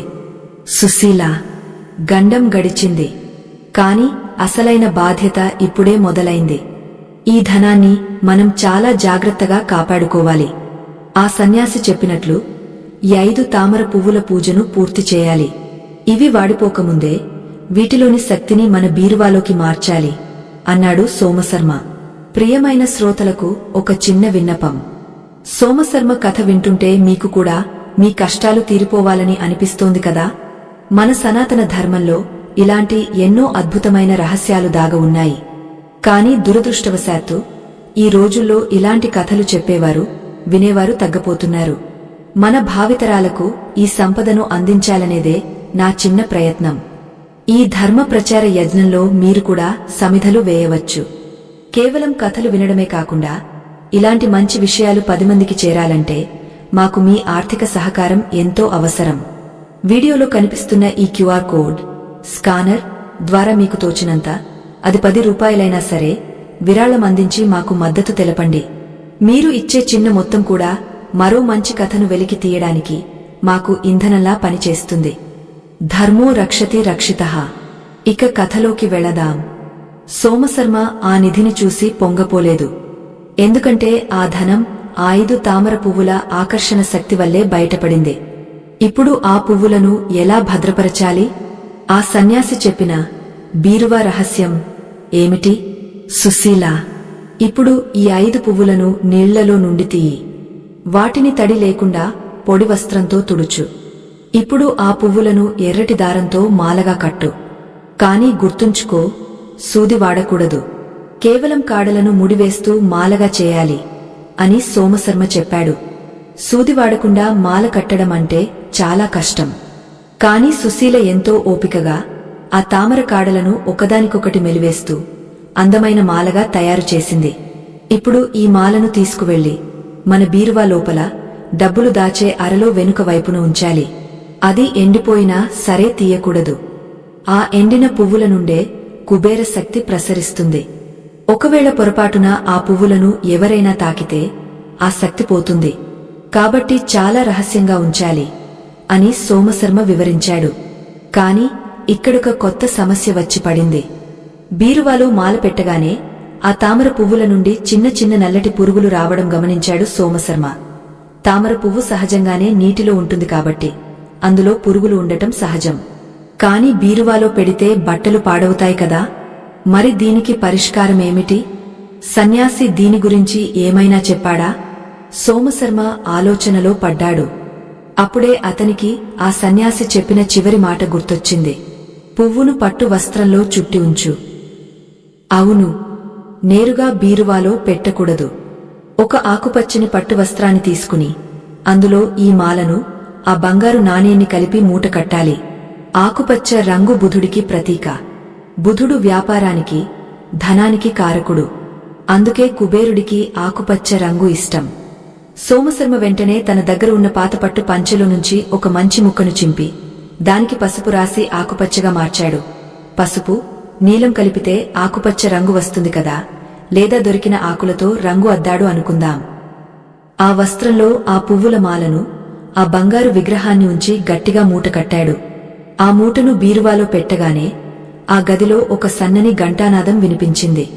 అది ఎక్కడి నుండి వచ్చిందో తెలియదు కాని అదొక శుభశకునం. సోమశర్మ, సుశీల ఎంతో సంతోషంగా ఉన్నారు. కాని వారి సంతోషం ఎంతో సేపు నిలవలేదు. సాయంత్రం వేళ ఊరిలో ఒక వార్త దావానంలా వ్యాపించింది. సోమశర్మ ఇంట్లో గుప్త నిధులు దొరికాయట. అతనికి మంత్రాలు వచ్చట. రాత్రికి రాత్రే ధనవంతుడయ్యాడు అని జనం గుసగుసలాడటం మొదలుపెట్టారు. ఈ విషయం దొంగల ముఖ చెవిన పడింది. అసలే ఊరి చివర ఇల్లు, చేతిలో అపారమైన సంపద, కాపలాగా ఎవరూ లేరు. ఈ రాత్రి సోమశర్మకు కాళరాత్రి కాబోతోందా? కుబేరుడు ఇచ్చిన ధనాన్ని కాపాడుకోవడానికి సోమశర్మ ఇప్పుడు ఏ అస్త్రం ప్రయోగిస్తాడు? సోమశర్మ కథలో మనం ఇప్పుడు ఒక కీలకమైన మలుపులో ఉన్నాం. అదృష్టం తలుపు తట్టినప్పుడు దాని వెనకే ఆపద కూడా పొంచి ఉంటుంది అంటారు. కుబేరుడి అనుగ్రహంతో నిధిని పొందిన సోమశర్మ ఇప్పుడు ఆ నిధిని దుర్మార్గుల కళ్ల నుండి ఎలా కాపాడుకున్నాడు? కేవలం భక్తి మాత్రమే సరిపోతుందా, లేక యుక్తి కూడా కావాలా? ఆ రాత్రి జరిగిన సంఘటనలు, సోమశర్మ చేసిన దిగ్బంధన ప్రయోగం గురించి ఇప్పుడు వివరంగా తెలుసుకుందాం. ఆ రాత్రి అమావాస్య. ఆకాశంలో చంద్రుడు లేడు. కటిక చీకటి ఆ ఊరిని కప్పేసింది. మామూలుగా అయితే ఊరంతా నిశ్శబ్దంగా నిద్రపోతూ ఉంటుంది. కాని ఊరి చివర ఉన్న పాడుబడిన మంటపంలో మాత్రం కొందరు గుసగుసలాడుకుంటున్నారు. వాళ్లు ఆ ప్రాంతంలో పేరుమోసిన దొంగలు. వాళ్ల నాయకుడు కొండన్న. వాడు చాలా క్రూరమైనవాడు. జమీందారు గారి మనిషి వీరభద్రుడు సాయంత్రం కల్లు దుకాణంలో తాగిన మైకల్లో సోమశర్మ ఇంట్లో దొరికిన బంగారు నాణెం గురించి, ఆ ఇంట్లో జరుగుతున్న వింత పూజల గురించి వాగేశాడు. ఆ విషయం కొండన్న చెవిన పడింది. ఓరే, ఆ బ్రాహ్మణుడి ఇంట్లో ఏవో లంకె బిందెలటరా, బంగారు వరహాలు కుప్పలు కుప్పలుగా ఉన్నాయట. ఆ సోమశర్మగాడికి చేతబడి విద్యలు వచ్చని అంటున్నారు కాని మన దగ్గర ఉన్న కత్తుల ముందు ఏ మంత్రాలు పనిచేయవు. ఈ రాత్రివాడి ఇంటిమీద పడి ఆ బంగారం ఎత్తుకొచ్చేద్దాం. అడ్డువస్తే ఆ బ్రాహ్మణుడిని, వాడి పెళ్లాన్ని లేపేద్దాం అని కొండన్న తన అనుచరులతో పథకం రచించాడు. వాళ్ల కళ్లలో దురాశ నిప్పులు కక్కుతోంది. ఇక సోమశర్మ ఇంట్లో పరిస్థితి వేరుగా ఉంది. బయట అంతా ప్రశాంతంగా ఉన్నా సోమశర్మ మనసులో ఏదో తెలియని అలజడి మొదలైంది. చేతికి దొరికిన ధనం సంతోషాన్ని ఇవ్వాలి కాని అతనికి భయాన్ని కలిగిస్తోంది. సుశీల, ధనం అనేది పాము లాంటిది. అది ఉన్నచోట విష పురుగులు కూడా చేరతాయి.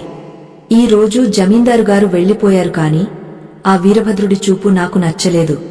వాడు ఖచ్చితంగా ఏదో కీడు తలపెడతాడు అని సోమశర్మ ఆందోళన వ్యక్తం చేశాడు. అప్పుడు సుశీల, ఏవండీ, మన దగ్గర సాక్షాత్తు కుబేర యంత్రం లాంటి ఆ తామర పువ్వుల మూట ఉంది కదా, దేవుడే మనల్ని కాపాడలేడా అని అమాయకంగా అడిగింది. సోమశర్మ ఆలోచనలో పడ్డాడు. అప్పుడే అతనికి ఆ సన్యాసి చెప్పిన మరొక ముఖ్యమైన విషయం గుర్తొచ్చింది. పూజలో తామర పువ్వులను ఉంచిన నీటిని పారబోయకూడదు అని చెప్పాడు కదా, ఆ నీటిలో అద్భుతమైన శక్తి ఉంటుంది. దాన్ని రక్షణ కవచంలా వాడుకోవచ్చు. సుశీల, వెంటనే ఆ రాగపాత్రలో ఉన్న నీళ్లను తీసుకురా. ఆ సన్యాసి చెప్పిన జల దిగ్బంధన, నీటితో కట్టడం ఇప్పుడు చేయాలి. మన ఇంటి చుట్టూ ఒక అదృశ్య రక్షణ రేఖను గీయాలి. అప్పుడు దుష్టశక్తులు కాని దుర్మార్గులు కాని మన గడప దాటలేరు అన్నాడు సోమశర్మ. సుశీల పూజ గదిలో ఉన్న రాగపాత్రను తెచ్చి ఇచ్చింది. ఆ నీరు ఇప్పుడు మామూలు నీరు కాదు. 5 తామర పువ్వుల రసం, పసుపు, ఏలకుల సువాసన, మంత్రశక్తి అన్ని కలిసిన పవిత్ర తీర్థమది.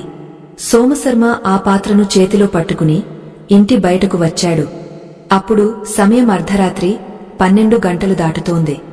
సోమశర్మ తన కుడి చేతితో ఆ నీటిని చల్లుతూ ఇంటి చుట్టూ ప్రదక్షిణ చేయడం మొదలుపెట్టాడు.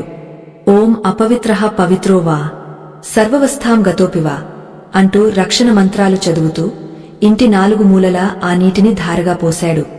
ముఖ్యంగా పెరటివైపు ఎక్కడైతే గోడ కూలిపోయిందో అక్కడ ఎక్కువ నీటిని చల్లి అక్కడ ఉన్న మట్టిని చేత్తో తాకి, భూమాత, నా ఇంటిని నువ్వే కాపాడు అని ప్రార్థించాడు. ఇలా 3 సార్లు ఇంటి చుట్టూ నీటి ధారపోసి మిగిలిన నీటిని ఇంటి ప్రధాన ద్వారం మీద, గడప మీద చల్లి లోపలికి వచ్చాడు. తలుపులు గట్టిగా గడియవేసి ఆ తామర పువ్వుల మూట ఉన్న బీరువాకు నమస్కరించి, ఇక అంతా నీ దయ అని దీపం ముందు కూర్చున్నాడు. సరిగ్గా గంట గడిచింది. బయట కుక్కలు వింతగా అరవడం మొదలుపెట్టాయి. ఆ అరుపులు మామూలుగా లేవు, ఏదో దుష్టశక్తిని చూసి భయపడినట్లుగా ఏడుస్తున్నాయి. కొండన్న తన 4 మనుషులతో కలిసి సోమశర్మ ఇంటి వెనుక వైపుకు చేరుకున్నాడు. ముందువైపు తలుపులు బద్దలు కొడితే శబ్దం వస్తుందని, వెనుక కూలిపోయిన గోడ వైపు నుండి లోపలికి రావాలని వాళ్ల ప్లాన్. కొండన్న గోడ ఎక్కి లోపలికి దూకాడు. అతని వెనుక మిగిలిన వాళ్లు కూడా దూకారు. కాని ఆశ్చర్యం, వాళ్లు పెరట్లో అడుగుపెట్టగానే ఒక విచిత్రమైన సంఘటన జరిగింది. అప్పటి వరకు సాధారణ మట్టిలా కనిపించిన ఆ నేల వాళ్ల కాళ్లకు నిపుల కొలిమిలా అనిపించింది. అడుగు వేస్తే చాలు అరికాళ్లు కాలిపోతున్నట్లు భయంకరమైన మంట పుట్టడం మొదలైంది. అమ్మో, కాలిపోతోంది, ఒరే, ఇక్కడ ఎవరూ నిప్పులు పోశారురా అని ఒక దొంగ కేకలు పెట్టాడు. కొండన్నకు అర్థం కాలేదు. చీకట్లో చూస్తే అక్కడ మట్టి తప్ప మరేమీ కనిపించడం లేదు. కాని కాలు మోపితే మాత్రం బొగ్గుల మీద నడిచినట్లు ఉంది. ఓరే, ఇది ఆ బ్రాహ్మణుడి మాయ, భయపడకండి, ముందుకు పదండి అని కొండన్న ధైర్యం చెప్పి ముందుకు అడుగు వేశాడు. కాని అతను 2 అడుగులు వేయగానే ఇంటి వెనుక ఉన్న తులసి కోట దగ్గర అతనికి ఒక భయంకరమైన దృశ్యం కనిపించింది. ఆ తులసి మొక్క ఒక పెద్ద పాములా మారి పడగ విప్పి బుసలు కొడుతున్నట్లు అతనికి భ్రమ కలిగింది. వాస్తవానికి అక్కడ పాము లేదు. కాని సోమశర్మ చల్లిన ఆ మంత్రజలం మరియు ఆ స్థలంలో ఉన్న కుబేర శక్తి దుర్మార్గుల మనసులో భయాన్ని రేకెత్తించే భ్రమలను సృష్టిస్తోంది. దీన్నే తంత్రంలో స్తంభన విద్య అంటారు. మంచివారికి అది రక్షణగా, చెడ్డవారికి శిక్షగా మారుతుంది. కొండన్న ఆ పామును చూసి గడగడా వణికిపోయాడు. అతని వెనుక ఉన్న వాళ్లకు ఆ ఇల్లు ఒక పెద్ద కోటలా, చుట్టూ అగడ్త, నీటిగుంట ఉన్నట్లు కనిపిస్తోంది. వాళ్లు ఎంత ముందుకు వెళ్దామని ప్రయత్నించినా కాళ్లు ముందుకు పడటం లేదు. ఒక అదృశ్య శక్తి వాళ్లను వెనక్కి నెట్టేస్తోంది. అంతలో ఇంటి లోపల నుండి సోమశర్మ గట్టిగా చదువుతున్న కుబేర అష్టోత్తరం వినిపిస్తోంది. ఆ మంత్రం శబ్దం వాళ్ల చెవుల్లో సీసం పోసినట్లుగా మారుతోంది. ఆ తామర పువ్వుల సువాసన ఇప్పుడు విషవాయువులా మారి వాళ్లకు ఊపిరి ఆడకుండా చేస్తోంది. నాయనూ, ఇక్కడ ఏదో దెయ్యముంది, మన ప్రాణాలు తీసేలా ఉంది, పారిపోదాం పదండిరా అని కొండన్న వెనక్కి తిరిగి చూడకుండా గోడ దూకి పరుగు లంకించుకున్నాడు. అతని అనుచరులు కూడా కత్తులు, గొడ్డళ్లు అక్కడే పడేసి ప్రాణభయంతో పరుగులు తీశారు. వాళ్లు ఎంత వేగంగా పరిగెత్తారంటే ఆ ఊరి పొలిమేర దాటే వరకు వెనక్కి తిరిగి చూడలేదు. తెల్లవారింది. కోడి కూసింది. సోమశర్మ మెల్లగా తలుపు తీసి బయటకు వచ్చాడు. రాత్రి ఏదో అలజడి జరిగినట్లు అతనికి అనిపించింది కాని ఖచ్చితంగా ఏం జరిగిందో తెలియదు. పెరట్లోకి వెళ్లి చూసేసరికి అక్కడ పడి ఉన్న కత్తులు, గొడ్డళ్లు, చిందరవందరగా ఉన్న అడుగుల గుర్తులు కనిపించాయి. అవి చూడగానే సోమశర్మకు విషయం అర్థమైంది. రాత్రి దొంగలు వచ్చారు, కాని ఆ కుబేర శక్తి వాళ్లను తరిమికొట్టింది. అతను వెంటనే ఆకాశం వైపు చూసి చేతులు జోడించి నమస్కరించాడు. స్వామీ, ధనం ఇచ్చావు, దాన్ని కాపాడుకునే మార్గం కూడా చూపించావు. నీ లీలలు అద్భుతం అని ఆనందపడ్డాడు. అయితే సోమశర్మకు ఒక విషయం అర్థమైంది. ఇలా గుప్త నిధులు ఇంట్లో పెట్టుకుని బ్రతకడం చాలా ప్రమాదం. ఎప్పటికైనా దీనివల్ల ముప్పు తప్పదు. ఈ ధనాన్ని సక్రమ మార్గంలోకి, అంటే ధర్మం వైపు మళ్లించాలి. అప్పుడే అది సురక్షితం. ఆ సన్యాసి చెప్పిన మాటలలోని అంతరార్థం ఇదే. ధనం దాచుకోకు, దాన్ని పెంచు, పంచు అని చెప్పాడు కదా. ఇప్పుడు సోమశర్మ ముందు ఒక పెద్ద సవాలు ఉంది. ఈ పాతకాలపు బంగారు నాణేలను ఇప్పుడు చెలామణిలోకి ఎలా తేవాలి? ఎవరికి అనుమానం రాకుండా వీటిని ఎలా మార్చుకోవాలి? ఈ క్రమంలో అతను రాజ్యంలోని అధికారులకు దొరికిపోతాడా, లేక తన బుద్ధిబలంతో ఈ సంపదను ఉపయోగించి ఒక వ్యాపార సామ్రాజ్యాన్ని స్థాపిస్తాడా? సోమశర్మ భార్యతో చర్చించి ఒక సాహసోపేతమైన నిర్ణయం తీసుకున్నాడు.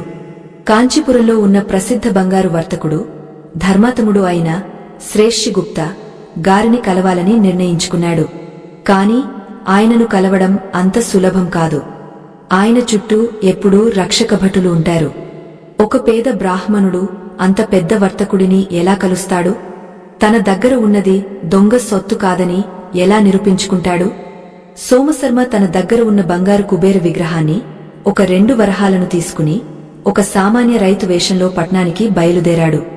దారిలో అతనికి ఎదురైన శక్తులు, అతను వేసిన ఎత్తుగడలు మరీ ఆసక్తికరంగా ఉంటాయి. కుబేరుడి అనుగ్రహం పొందినవాడు కేవలం ధనవంతుడే కాదు, బుద్ధిమంతుడు కూడా అవుతాడు అనడానికి సోమశర్మ తర్వాతి చర్యలే నిదర్శనం. సోమశర్మ ప్రయాణం ఇప్పుడు ఒక నిర్ణయాత్మక దశకు చేరుకుంది. పేదరికం నుండి బయటపడటం ఒక ఎత్తైతే, ఆ వచ్చిన సంపదను నిలబెట్టుకోవడం, దాన్ని 10 మందికి ఉపయోగపడేలా మార్చడం మరొక ఎత్తు. ఈ భాగంలో సోమశర్మ తన బుద్ధిబలంతో, దైవానుగ్రహంతో ఒక గొప్ప వ్యాపార సామ్రాజ్యానికి పునాది ఎలా వేశాడో, కాంచీపురంలో జరిగిన ఆసక్తికరమైన సంఘటనలు ఏమిటో చూద్దాం. సోమశర్మ తన భార్య సుశీలకు ధైర్యం చెప్పి ఆ పాతకాలపు బంగారు నాణేలలో 2ంటిని, ఆ చిన్న కుబేర విగ్రహాన్ని తన నడుముకు ఉన్న కండువాలో భద్రంగా కట్టుకున్నాడు.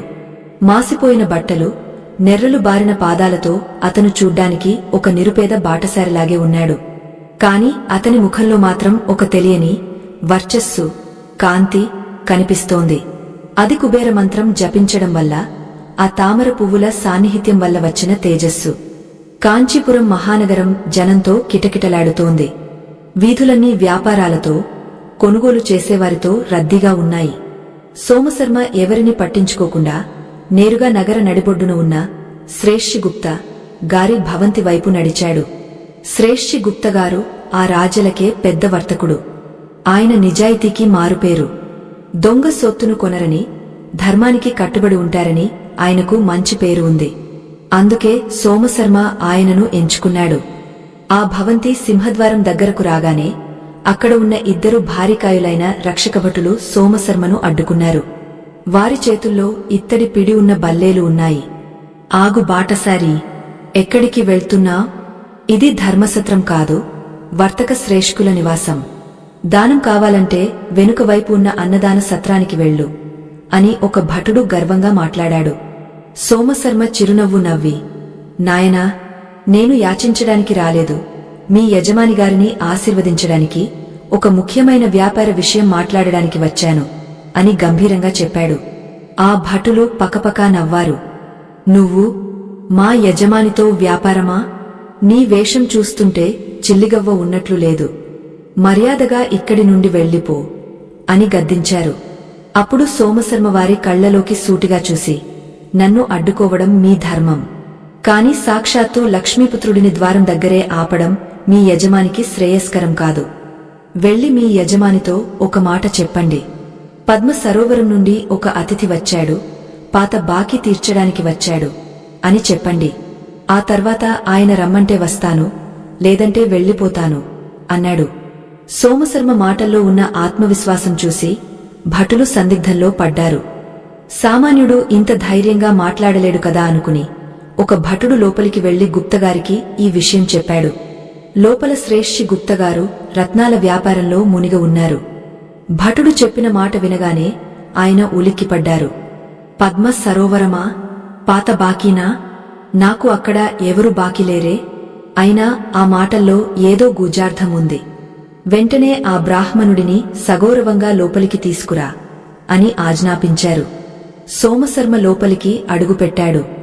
ఆ విశాలమైన గది నిండా రకరకాల వస్తువులు, పట్టు వస్త్రాలు, ఆభరణాలు ఉన్నాయి. శ్రేష్ఠి గుప్తగారు ఆసనం దిగి వచ్చి సోమశర్మకు నమస్కరించారు. ఆయనకు సోమశర్మను చూడగానే ఒక విచిత్రమైన అనుభూతి కలిగింది. సోమశర్మ శరీరం నుండి సన్నని తామర పువ్వుల సువాసన, విభూతి వాసన వస్తోంది. స్వామీ, కూర్చోండి. మీరు ఎవరని అడగను, కాని మీ ముఖంలోని తేజస్సు చూస్తుంటే మీరు సామాన్యులు కాదనిపిస్తోంది. పద్మ సరోవరం గురించి చెప్పారు, ఏమిటి విషయం అని గుప్తగారు వినయంగా అడిగారు. సోమశర్మ చుట్టూ చూశాడు. అక్కడ పనివాళ్లు ఉన్నారు. శ్రేష్ఠిగారు, ఇది ఏకాంతంగా మాట్లాడవలసిన విషయం అన్నాడు. గుప్తగారు అందరినీ బయటకు పంపించేశారు.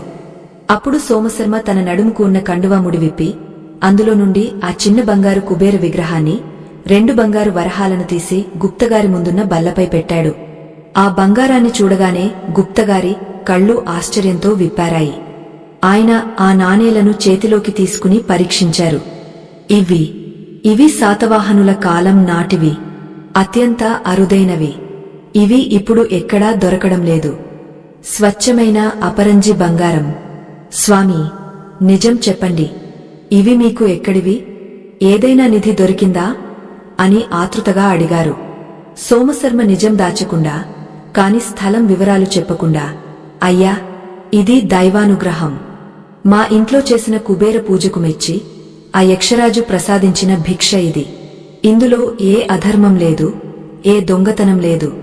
వీటిని మీ దగ్గర ఉంచుకుని ప్రస్తుత కాలానికి చెల్లుబాటయ్యే ధనాన్ని నాకు ఇస్తే నేను ఏదైనా వ్యాపారం చేసుకుని బ్రతుకుతాను అని చెప్పాడు.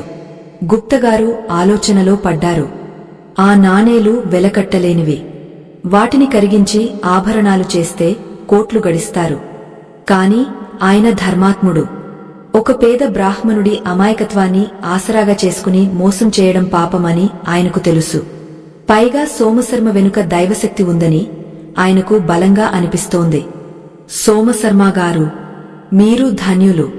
కుబేరుడి అనుగ్రహం అందరికీ దక్కదు. నేను మీకు సాయం చేస్తాను. ఈ నాణేలకు మార్కెట్ విలువ కంటే ఎక్కువ ధనాన్ని మీకు ఇస్తాను. కాని ఒక షరతు, ఈ ధనాన్ని మీరు వృధా చేయకూడదు. కాంచీపురంలోనే ఉండి ఏదైనా సత్కార్యం లేదా వ్యాపారం చేయండి. మీకు ఏ ఆపద వచ్చినా నేను అండగా ఉంటాను అని మాటిచ్చారు. గుప్తగారు వెంటనే తన ఖజానా నుండి ఒక సంచి నిండా వెండి నాణేలు, కొంత పట్టు వస్త్రాలు తెప్పించారు. ఇది కేవలం బయానా మాత్రమే. మిగిలిన బంగారం మీరు తెచ్చినప్పుడు దానికి తగినట్లుగా పొలాలు, ఇల్లు మీ పేరు మీద రాయిస్తాను అని చెప్పారు. సోమశర్మ సంతోషంతో కన్నీళ్లు పెట్టుకున్నాడు. మీలాంటి ధర్మబుద్ధి ఉన్న వర్తకులు ఉండబట్టే ఈ లోకం నిలబడింది అని ఆశీర్వదించాడు. వ్యాపారం ముగిసింది. సోమశర్మ ఇప్పుడు చేతినిండా ధనంతో బయటకు వచ్చాడు. కాని అసలు కథ ఇక్కడే మలుపు తిరిగింది. సోమశర్మ గుప్తగారి భవంతి నుండి బయటకు రావడం, ఆ సంచిని జాగ్రత్తగా పట్టుకుని వెళ్లడం దూరం నుండి ఒక వ్యక్తి గమనిస్తున్నాడు. అతను మరెవరో కాదు, రాజుగారి గుజ్జచార కాలకేతు. అతనికి నగరంలో జరిగే ప్రతి చిన్న విషయం మీద కన్ను ఉంటుంది. ఒక పేద బ్రాహ్మణుడు గుప్తగారి ఇంటికి వెళ్లడం, అంత ఆదరణ పొందడం, తిరిగి వచ్చేటప్పుడు బరువైన సంచితో రావడం అతనికి అనుమానం కలిగించింది. వీడు ఎవడో దొంగలా లేడు, అలాగని పెద్ద వర్తకుడు కాదు. గుప్తగారు అంత డబ్బు ఎందుకు ఇచ్చారు? వీడి దగ్గర ఏదో రహస్యముంది. రాజుగారికి ఈ విషయం చేరవేయాలి అనుకున్నాడు కాలకేతు. అతను సోమశర్మను వెంబడించడం మొదలుపెట్టాడు. సోమశర్మకు తాను వెంబడించబడుతున్నానన్న విషయం తెలియదు. అతను నేరుగా బట్టల దుకాణానికి వెళ్లి తన భార్యకు, పిల్లలకు కొత్త బట్టలు కొన్నాడు. ఆకలి తీర్చుకోవడానికి మంచి పళ్ళు, స్వీట్లు కొన్నాడు. సాయంత్రం అవుతుండగా తన గ్రామానికి తిరుగు ప్రయాణం అయ్యాడు. గ్రామ పొలిమేర దాటుతుండగా సోమశర్మకు ఒక ఆలోచన వచ్చింది. ఇంత డబ్బు తీసుకుని నేరుగా ఇంటికి వెళ్తే ఆ జమీందారు మనుషులు మళ్లీ దాడి చేయవచ్చు. ఈ డబ్బును వేరే చోట దాచాలి అనుకున్నాడు. అతని ఇంటికి వెళ్లే దారిలో ఒక పాడుబడిన శివాలయం ఉంది. అక్కడ ఎవరూ ఉండరు. ఆ రాత్రికి ఆ ధనాన్ని శివాలయంలోని నంది విగ్రహం కింద దాచి ఒట్టి చేతులతో ఇంటికి వెళ్లాలని నిర్ణయించుకున్నాడు. కాని సోమశర్మకు తెలియని విషయమేమిటంటే అతన్ని వెంబడిస్తున్న గూజచారి కాలకేతు అతను శివాలయం వైపు వెళ్లడం చూశాడు. ఓహో, వీడు దొంగలించిన సొత్తును అక్కడ దాస్తున్నాడా? ఇప్పుడు రెడ్ హ్యాండెడ్ గా పట్టుకుని రాజుగారి దగ్గర బహుమతి కొట్టేయొచ్చు అని కాలకేతు ఒక చెట్టు వెనుక నక్కి చూస్తున్నాడు. సోమశర్మ గుడిలోకి వెళ్లాడు. గర్భగుడిలో దీపం లేదు, చీకటిగా ఉంది. అతను నంది విగ్రహం దగ్గరకు వెళ్లి అక్కడ ఉన్న ఒక రాయిని కదిలించి ఆ ధనపు సంచిని అక్కడ పెట్టబోయాడు. సరిగ్గా అదే సమయానికి ఆగు సోమశర్మ అనే గంభీరమైన పిలుపు వెనుక నుండి వినిపించింది. సోమశర్మ ఉలిక్కిపడి వెనక్కి తిరిగాడు. గుడిద్వారం దగ్గర ఒక పొడవాటి ఆకారం నిలబడి ఉంది. చేతిలో కత్తి ఉంది. అది గూజచారి కాదు, మరెవరు? ఆ గొంతు ఎక్కడో విన్నట్లుంది. అది మరెవరో కాదు, ఆ సన్యాసి. మొదటి భాగంలో సోమశర్మకు పూజా విధానం చెప్పిన అదే సన్యాసి. స్వామీ, మీరా అని సోమశర్మ ఆశ్చర్యపోయాడు. ఆ సన్యాసి నెమ్మదిగా నడుచుకుంటూ వచ్చాడు. నాయనా, నీకు ధనం వచ్చింది కాని ఇంకా లౌక్యం రాలేదు. నువ్వు చేస్తున్న పని ఎంత ప్రమాదకరమో తెలుసా? నీ వెనుక ఎవరున్నారో గమనించావా అని అడిగాడు. సోమశర్మ బిత్తరపోయాడు. ఎవరు స్వామీ? నీ అజ్ఞానం నిన్ను ఆపదలో నెట్టేస్తుంది. బయట చెట్టు వెనుక రాజుగారి గూజచారి ఉన్నాడు. నువ్వు ఇక్కడ ధనం పెడితే వాడు దాన్ని తీసుకుపోవడమే కాకుండా నిన్ను రాజద్రోహిగా ముద్రవేసి చెరసాలలో వేయేస్తాడు. ఈ ధనం నీకు దక్కిన వరం. దాన్ని అనాథలా వదిలేయకు. ధైర్యంగా ఇంటికి తీసుకువెళ్ళు. నీ ఇంటికి ఉన్న రక్షణ కవచం, జలదిగ్బంధన ఇంకా బలంగానే ఉంది. కాని దాన్ని ఎలా పునరుద్ధరించాలో ఇప్పుడు చెబుతాను విను అన్నాడు సన్యాసి. చెట్టు వెనుక ఉన్న గూజచారికి లోపల మరొకరు ఉన్నారని, వారు తన గురించి మాట్లాడుకుంటున్నారని వినిపించలేదు. అతను కేవలం సోమశర్మ బయటకు రావడానికే వేచి చూస్తున్నాడు. ఇప్పుడు సోమశర్మ ఆ సన్యాసి సాయంతో గూజచారి కళ్ళుగప్పి ఎలా తప్పించుకుంటాడు? ఆ సన్యాసి మళ్లీ ఎందుకు వచ్చాడు? ఆయన చెప్పబోయే కొత్త రక్షణ మార్గమేమిటి? ఈసారి సోమశర్మ ఇంటికి వెళ్లేసరికి అక్కడ ఇంకో ఉపద్రవం పొంచి ఉందా? సమస్యల సుడిగుండంలో చిక్కుకున్నప్పుడు దైవం మనకు నేరుగా కనిపించకపోవచ్చు, కాని గురువు రూపంలోనో మార్గదర్శకుడి రూపంలోనో వచ్చి చేయి అందిస్తాడు. సోమశర్మకు ఇప్పుడు ఆ సన్యాసి రూపంలో లభించింది అదే. ఆలయంలో ఉన్న నిశ్శబ్ద వాతావరణం, బయట పొంచి ఉన్న ప్రమాదం, ఈ రెండింటి మధ్య నలిగిపోతున్న సోమశర్మకు ఆ సన్యాసి చెప్పిన ఉపాయం, ఆ తర్వాత జరిగిన మాయాజాలం ఎంత ఆశ్చర్యకరంగా ఉందో ఇప్పుడు చూద్దాం. ఆ పాడుబడిన శివాలయం గర్భగుడిలో చిమ్మ చీకటిలో సన్యాసి కళ్ళు నిపుకణికల్లా మెరుస్తున్నాయి. సోమశర్మ, భయపడకు. నీ భయం అవతలి వాడికి బలం. నీ ధైర్యమే వాడికి మృత్యువు. బయట ఉన్న గూజచారి కాలకేతు సామాన్యుడు కాదు. వాడు రాచకార్యాల్లో ఆరితేరినవాడు. వాడి కళ్ళు గప్పడం మనుషుల వల్ల కాదు, కాని మంత్రం వల్ల సాధ్యమే అన్నాడు సన్యాసి. సోమశర్మ వణుకుతున్న చేతులతో ఆ ధనపు సంచిని పట్టుకుని, స్వామీ, మరి ఇప్పుడు నేను ఎలా బయటకు వెళ్ళాలి? ఈ సంచివాడి కంటపడితే రాజుగారికి ఫిర్యాదు చేసి నన్ను చెరసాలలో వేయిస్తాడు అని ఆవేదన వ్యక్తం చేశాడు. ఆ సన్యాసి చిరునవ్వుతో తన కమండలం నుండి కొద్దిగా నీటిని, తన సంచిలో నుండి గుప్పెడు విభూతిని తీశాడు. ఆ విభూతిని సోమశర్మ చేతిలో ఉన్న ధనపు సంచి మీద చల్లుతూ ఒక విచిత్రమైన మంత్రాన్ని జపించాడు. ఓం యక్షాయ కుబేరాయ మాయా స్వరూపాయ అదృశ్య సిద్ధిం కురుకురు స్వాహ. మంత్రం పూర్తవగానే సన్యాసి ఇలా అన్నాడు, సోమశర్మ, ఇప్పుడు నువ్వు ధైర్యంగా బయటకు వెళ్ళు. ఆ గూజచారి నిన్ను ఆపుతాడు, సంచిని లాక్కుంటాడు. నువ్వు అడ్డు చెప్పకు. వాడికి ఆ సంచిలో ఏం కనిపిస్తుందో చూడు. ఇదే కుబేరమాయ. అధర్మపరులకు ఇది మట్టిలా కనిపిస్తుంది, ధర్మపరులకు మాత్రమే ధనంగా కనిపిస్తుంది. వెళ్ళు, వెనక్కి తిరిగి చూడకు. సోమశర్మకు ఆశ్చర్యం, భయం రెండూ ఉన్నాయి. కాని ఆ సన్యాసి మాట మీద ఉన్న నమ్మకంతో ఆ సంచిని భుజాన వేసుకుని గుడి బయటకు నడిచాడు. గుడి మెట్లు దిగుతుండగానే చెట్టు వెనుక నక్కి ఉన్న కాలకేతు ఒక్క ఉదుటున ముందుకు దూకాడు. అతని చేతిలో ఉన్న కత్తి చంద్రకాంతిలో మెరిసింది. అప్పుడు మేఘాలు తొలగి సన్నని వెన్నెల వచ్చింది. ఆగు, దొంగ బ్రాహ్మణుడా! గుడిలో ఏం దాచావు? ఆ సంచిలో ఏముంది? అది గుప్తగారి దగ్గర నుండి కొట్టేసిన ధనమే కదా, మర్యాదగా ఇటు ఇవ్వు అని కాలకేతు గద్దించాడు. సోమశర్మ గుండె గట్టిగా కొట్టుకుంటున్నా సన్యాసి చెప్పిన మాట గుర్తు తెచ్చుకుని మౌనంగా ఆ సంచిని కాలకేతు చేతిలో పెట్టాడు. కాలకేతు విజయగర్వంతో నవ్వాడు. హహహా, రాజుగారి గూజచారి కళ్లలో మట్టి కొట్టాలనుకున్నావా? ఈ సంచిని రాజుగారికి అప్పగించి నిన్ను బంధిస్తాను అంటూ ఆతృతగా ఆ సంచి మూతి విప్పాడు. అతను లోపల చేయి పెట్టి ఒక పిడికెడు వస్తువులను బయటకు తీశాడు. కాని అతనికి కనిపించిన దృశ్యం చూసి అతని కళ్ళు బైర్లు కమ్మాయి. ఆ సంచిలో అతనికి బంగారు నాణేలు కనిపించలేదు, వెండి రూకలు కనిపించలేదు. కేవలం ఎండిపోయిన మారేడు ఆకులు, బిల్వపత్రాలు, బూడిద, విభూతి, కొన్ని రాళ్లు మాత్రమే కనిపించాయి. ఏంటిది? రాళ్ళు, ఆకులు? మరి గుప్తగారి దగ్గర నుండి తెచ్చిన బంగారమేది? నువ్వు గుడిలో మాయ చేశావా? అసలు ధనం ఎక్కడ దాచావు? అని కాలకేతు కోపంతో ఊగపోయాడు. ఆ సంచిని నేలకేసి కొట్టాడు. అందులో ఉన్నదంతా కింద పడింది. సోమశర్మ కళ్లకు అవి వెండి నాణేల్లాగే కనిపిస్తున్నాయి, కాని కాలకేతు కళ్లకు మాత్రం అవి రాళ్లలాగే కనిపిస్తున్నాయి. అయ్యా, నేను పేద బ్రాహ్మణుడిని. గుడిలో పూజ చేసుకుని ప్రసాదం, మారేడు దళాలు తీసుకుని వెళ్తున్నాను. నా దగ్గర ధనం ఎక్కడిది? అని సోమశర్మ అమాయకంగా నటించాడు. కాలకేతు అయోమయంలో పడ్డాడు.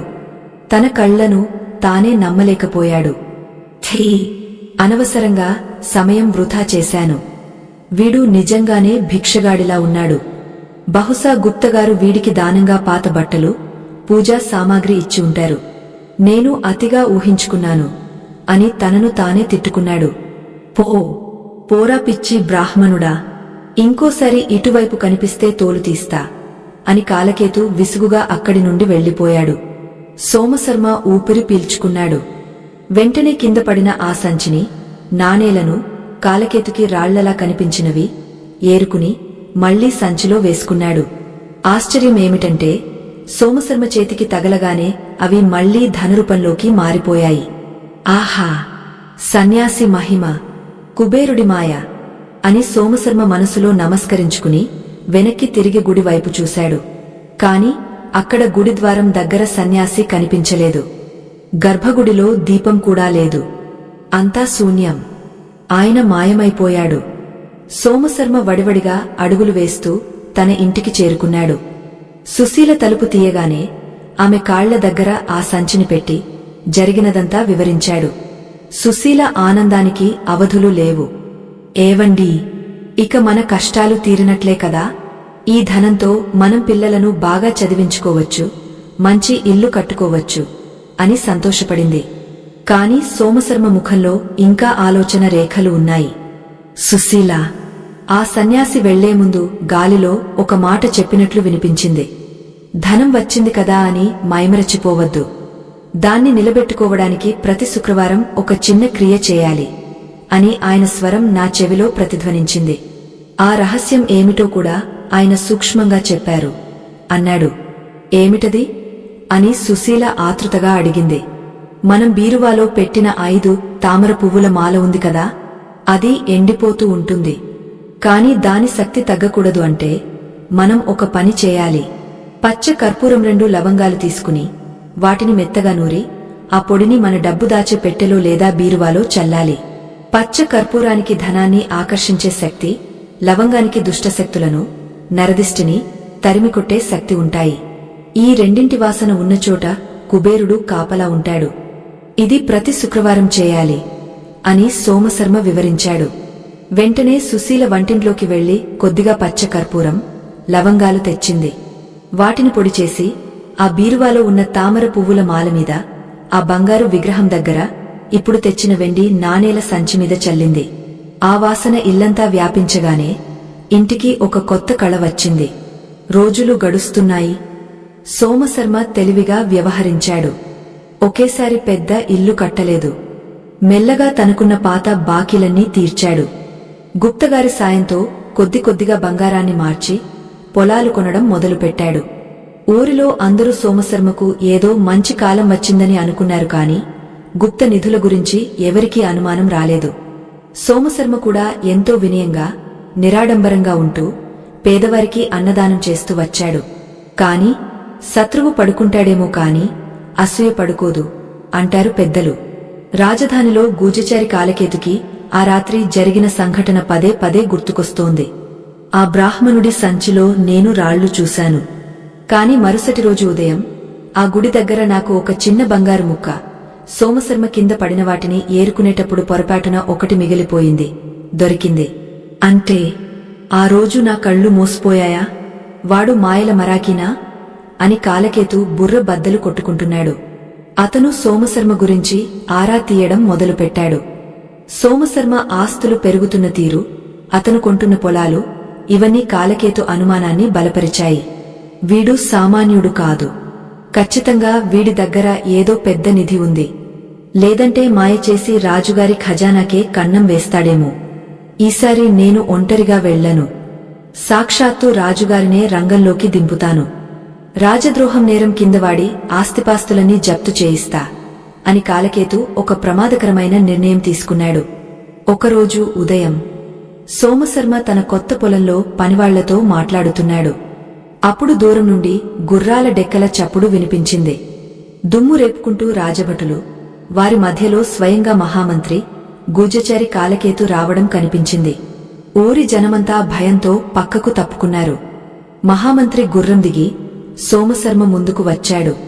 సోమశర్మ, నీమీద రాజద్రోహం అభియోగముంది.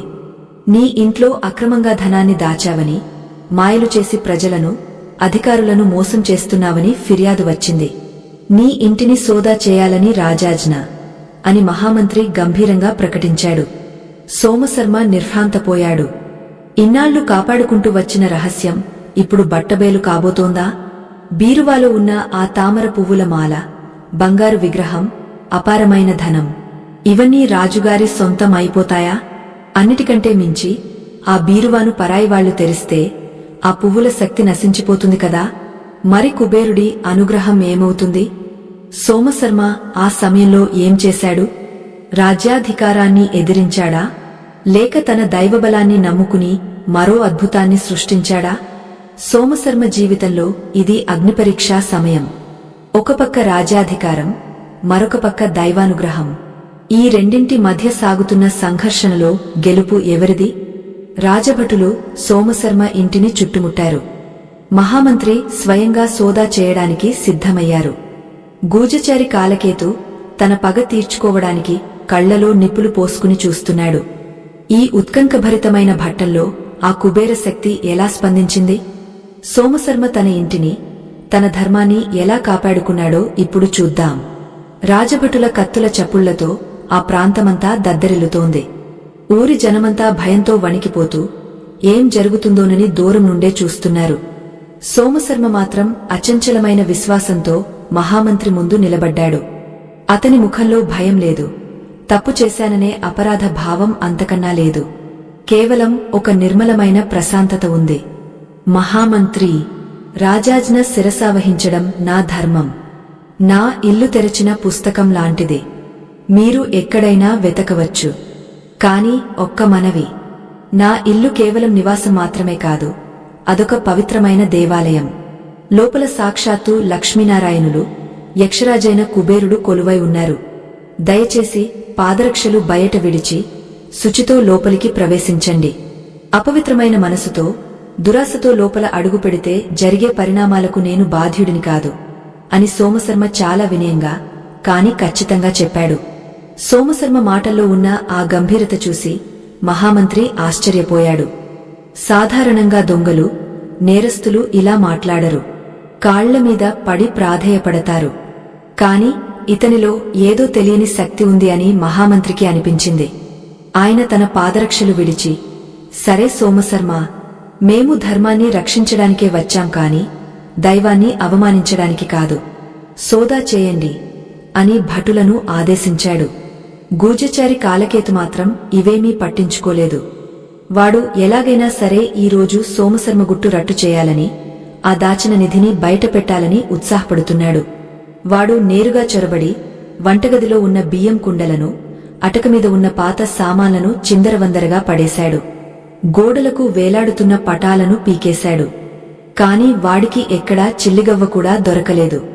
ఓరే, ఆ మాయల మరాకి సొమ్మంతా ఎక్కడో దాచాడు. గోడలు తూట్లు పొడిచి చూడండి అని కాలకేతు అరుస్తున్నాడు. అంతలో వారి దృష్టి ఆ గది మూలన ఉన్న పెద్ద చెక్క బీరువా, మందసం మీద పడింది. అది చాలా పాతది, దృజమైనది. దానికి తాళం వేసి ఉంది. ఆ బీరువా చుట్టూ ఏదో తెలియని కాంతి వలయం ఉన్నట్లు, దాని దగ్గరకు వెళ్లగానే ఒక అద్భుతమైన సువాసన వస్తున్నట్లు భటులకు అనిపించింది. అది సోమశర్మ ప్రయోగించిన పచ్చ కర్పూరం, లవంగాలు, తామర పువ్వుల మిశ్రమ వాసన. మహామంత్రి, దొరికింది. నా అనుమానం నిజమే. ఆ దొంగ సొమ్మంతా ఈ పెట్టెలోనే ఉంది. చూడండి, దీనికి ఎంత గట్టి తాళం వేశాడో అని కాలకేతు ఉత్సాహంగా అరిచాడు. మహామంత్రి సోమశర్మ వైపు చూశాడు. సోమశర్మ, ఆ పెట్టెలో ఏముంది? తాళం తీయి అని ఆజ్ఞాపించాడు.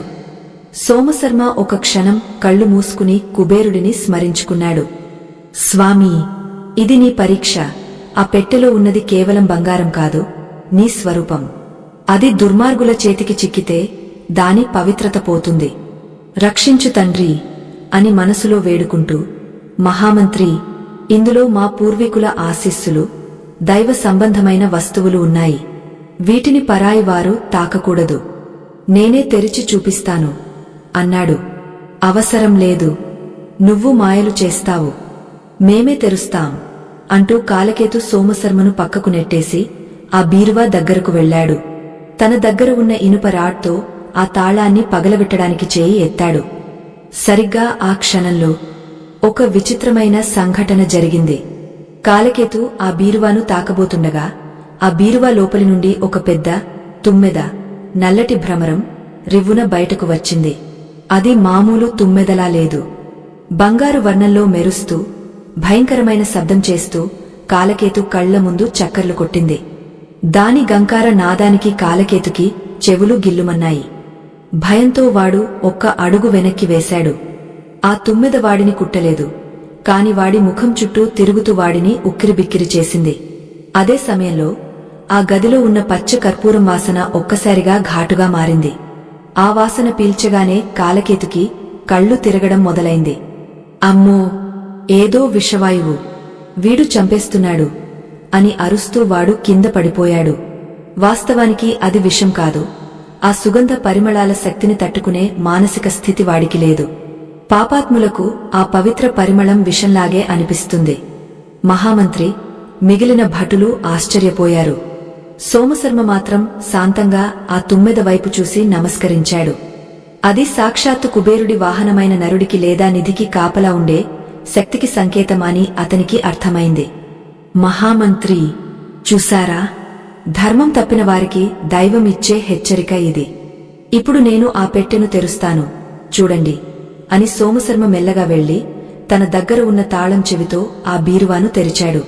తలుపులు తెరుచుకోగానే ఆ గది అంతా ఒక దివ్యమైన కాంతితో నిండిపోయింది. ఆ బీరువా అరలో ఆకుపచ్చని పట్టువస్త్రం మీద 5 తామర పువ్వుల మాల ఉంది. ఆ మాల పూర్తిగా ఎండిపోయింది, కాని ఆశ్చర్యకరంగా అది వాడిపోయినట్లు కాకుండా బంగారు రేకులతో చేసిన మాలలా మెరుస్తోంది. దాని మధ్యలో ఆ చిన్న కుబేర విగ్రహం చిరునవ్వు చిందిస్తూ ఉంది. ఆ విగ్రహం చుట్టూ గుట్టలుగా పోసి ఉన్న బంగారు నాణేలు ఉన్నాయి. కాని ఆశ్చర్యమేమిటంటే మహామంత్రికి ఆ బంగారం మీద ఆశ పుట్టలేదు. ఆ దృశ్యం చూడగానే ఆయనకు 2 చేతులు జోడించి నమస్కరించాలని అనిపించింది. ఆ ధనం ఏదో చోరీ చేసినట్లుగా, అక్రమంగా దాచినట్లుగా లేదు. ఒక యజ్ఞం చేసిన తర్వాత మిగిలిన పవిత్రమైన బూడిదలా, ఒక దైవ ప్రసాదంలా అనిపించింది. దాన్ని తాకడానికి కూడా ఆయనకు భయం వేసింది. దీన్నే శ్రీకళ అంటారు. న్యాయంగా వచ్చిన సంపదకు ఉండే తేజస్సు అది. మహామంత్రి అప్రయత్నంగా తల వంచి నమస్కరించాడు. సోమశర్మ, క్షమించు. ఇది దొంగల సొత్తు కాదు. ఇది సాక్షాత్తు లక్ష్మీదేవి కటాక్షం. ఇంతటి తేజస్సును నేను ఏ రాజఖజానాలోనూ చూడలేదు. నీ భక్తికి మెచ్చి కుబేరుడే నీ ఇంట స్థిరపడ్డాడు. అజ్ఞానుల మాటలు నమ్మి ఒక మహాభక్తుడిని అనుమానించాను అని పశ్చాత్తాపపడ్డాడు. కింద పడి ఉన్న కాలకేతు కూడా మెల్లగా లేచాడు. వాడికి ఇంకా కళ్ళు తిరుగుతూనే ఉన్నాయి. ఆ బీరువా వైపు చూడటానికి కూడా వాడు సాహసించడం లేదు. సోమశర్మ వినయంగా, మహామంత్రి, ఈ ధనం నాది కాదు, ఆ దేవుడిది. నేను కేవలం ధర్మకర్తను మాత్రమే. ఇందులో కొంత భాగాన్ని రాజ్యానికి పన్నుగా, కొంత భాగాన్ని పేదల సేవకు వినియోగిస్తున్నాను. మీకు సందేహముంటే ఈ సంపదను మీరే తీసుకువెళ్ళండి అన్నాడు. అప్పుడు మహామంత్రి ఒక గొప్ప మాట అన్నాడు. వద్దు సోమశర్మ, దేవద్రవ్యం, దేవుడి సొమ్ము విషంతో సమానం. దాన్ని అక్రమంగా తీసుకున్నవాడు, తీసుకున్న రాజ్యం కూడా నాశనమవుతుంది. ఈ ధనం నీ దగ్గర ఉండటమే ఈ రాజ్యానికి రక్ష. నువ్వు ధర్మాత్ముడివి కాబట్టి ఇది సురక్షితం.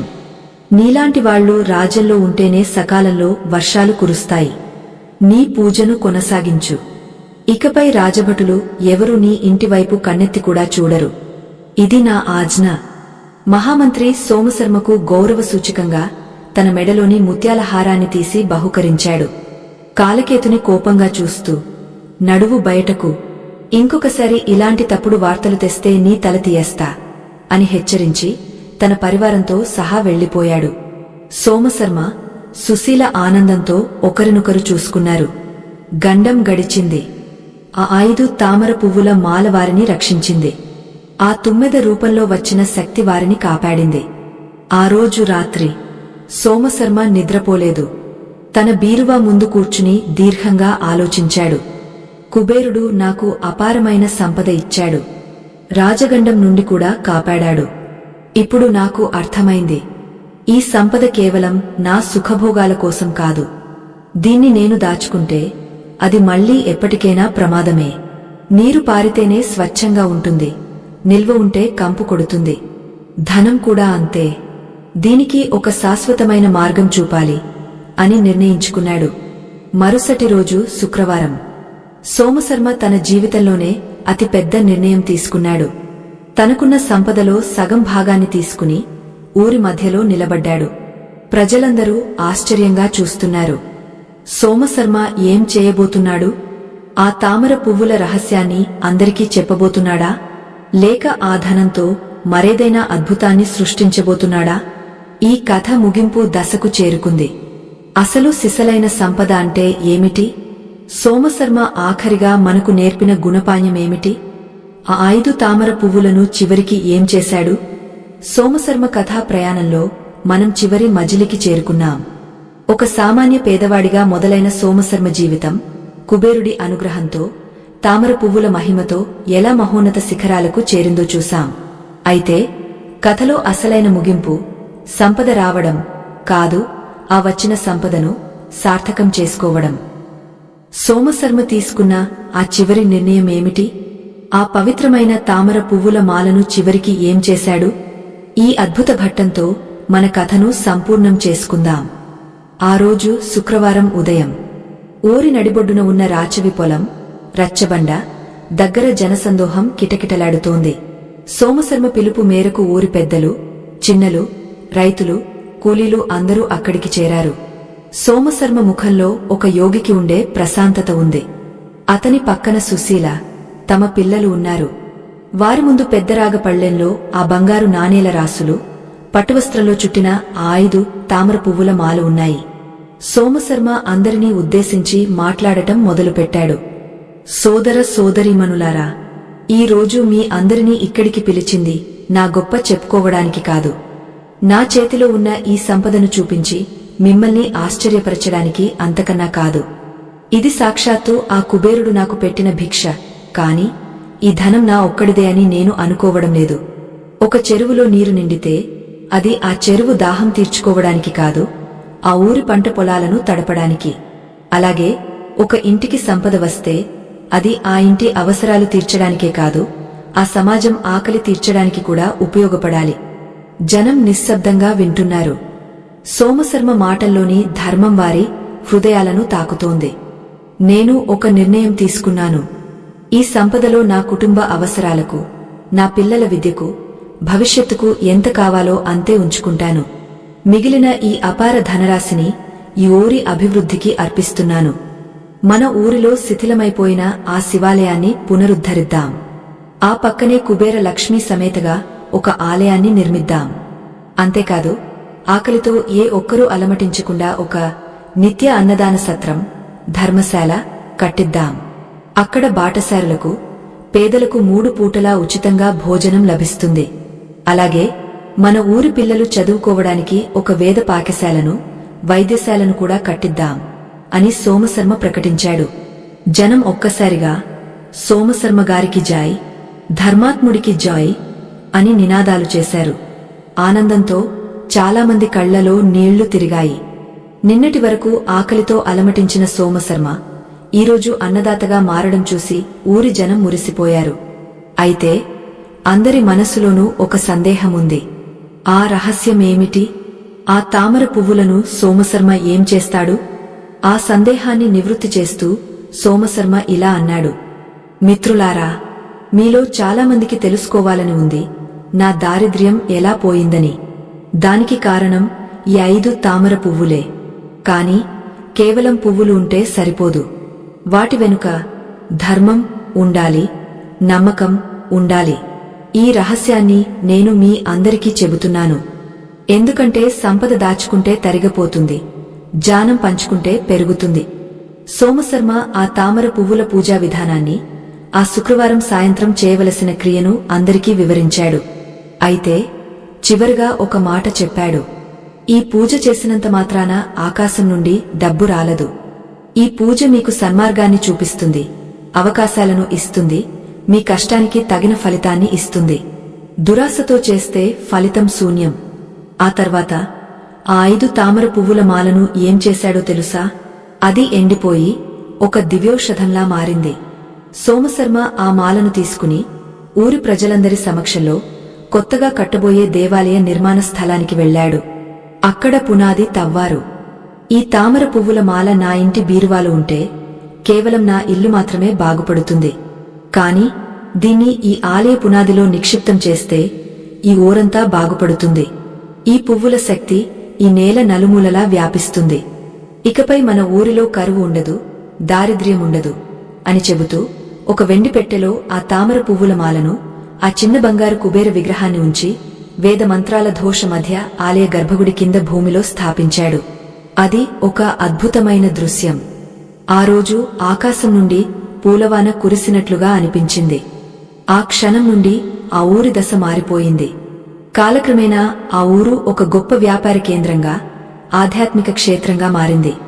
సోమశర్మ ఆ ఊరి పెద్దగా అందరి గౌరవ మర్యాదలు అందుకుంటూ తన శేష జీవితాన్ని దైవ చింతనలో, ప్రజాసేవలో గడిపాడు. అతని పిల్లలు కూడా తండ్రి బాటలోనే నడిచి ఆ అన్నదాన సత్రాన్ని కొనసాగించారు. ఇది సోమశర్మ కథ మాత్రమే కాదు, ఇది మనందరి కథ. మన జీవితంలో కూడా ఆర్థిక సమస్యలు, కష్టాలు రావడం సహజం. కాని నిరాశపడకుండా ఆ దైవాన్ని నమ్మి ప్రకృతి ప్రసాదించిన ఈ తామర పువ్వుల వంటి చిన్న చిన్న పరిహారాలను ఆచరిస్తూ ధర్మబద్ధంగా జీవిస్తే ఖచ్చితంగా ఆ కుబేరుడి అనుగ్రహం మనకు కూడా లభిస్తుంది. గుర్తుంచుకోండి, నిజమైన ఐశ్వర్యం బ్యాంకులో ఉండే డబ్బు కాదు, మనశ్శాంతి మరియు నలుగురికి సహాయపడే గుణం. సోమశర్మ సాధించింది అదే. ఆ బంగారు నాణేలు అతనికి తాత్కాలిక సంతోషాన్ని ఇచ్చి ఉండవచ్చు, కాని అతను చేసిన దానం అతనికి శాశ్వత కీర్తిని ఇచ్చింది. ఈ కథ విన్న మీ అందరి ఇళ్లలో కూడా ఆ ధనలక్ష్మి, ధాన్యలక్ష్మి స్థిరంగా నివాసముండాలని, మీ కష్టాలని ఆ తామర పువ్వుల సాక్షిగా తొలగిపోవాలని మనస్ఫూర్తిగా కోరుకుంటున్నాను. వచ్చే శుక్రవారం మీ పూజా మందిరంలో ఆ 5 పువ్వులను ఉంచి చూడండి. మార్పు మీకే తెలుస్తుంది. ఒక చిన్న మనవి, ప్రియమైన శ్రోతలారా, ఇన్నాళ్లుగా సోమశర్మ కథను ఎంతో ఓపికగా, శ్రద్ధగా విన్నందుకు మీకు నా హృదయపూర్వక ధన్యవాదాలు. మన సనాతన ధర్మంలోని ఇలాంటి అద్భుతమైన కథలను, రహస్యాలను వెలికితీసి భావితరాలకు అందించాలనేదే మా ఈ చిన్ని ప్రయత్నం. ఈ యజ్ఞం నిరాటంకంగా సాగాలంటే మీ ప్రోత్సాహం మాకు ఎంతో అవసరం. ఈ కథ మీకు నచ్చినట్లయితే, మీ జీవితంలో మంచి మార్పును ఆశిస్తున్నట్లయితే, వీడియోలో కనిపిస్తున్న ఈ క్యూఆర్ కోడ్ స్కానర్ ద్వారా మీకు తోచిన చిన్న మొత్తాన్ని విరాళంగా అందించి మా ధర్మ ప్రచారానికి అండగా నిలబడండి. మీరు ఇచ్చే ప్రతి రూపాయి కూడా మరో మంచి కథను మీకు వినిపించడానికి, సనాతన ధర్మాన్ని 10 మందికి చేర్చడానికి ఉపయోగపడుతుంది. అలాగే ఈ ఛానల్ను సబ్స్క్రైబ్ చేసుకుని మీ బంధుమిత్రులకు ఈ కథను షేర్ చేయండి. మంచిని పంచడం కూడా దైవకార్యమే.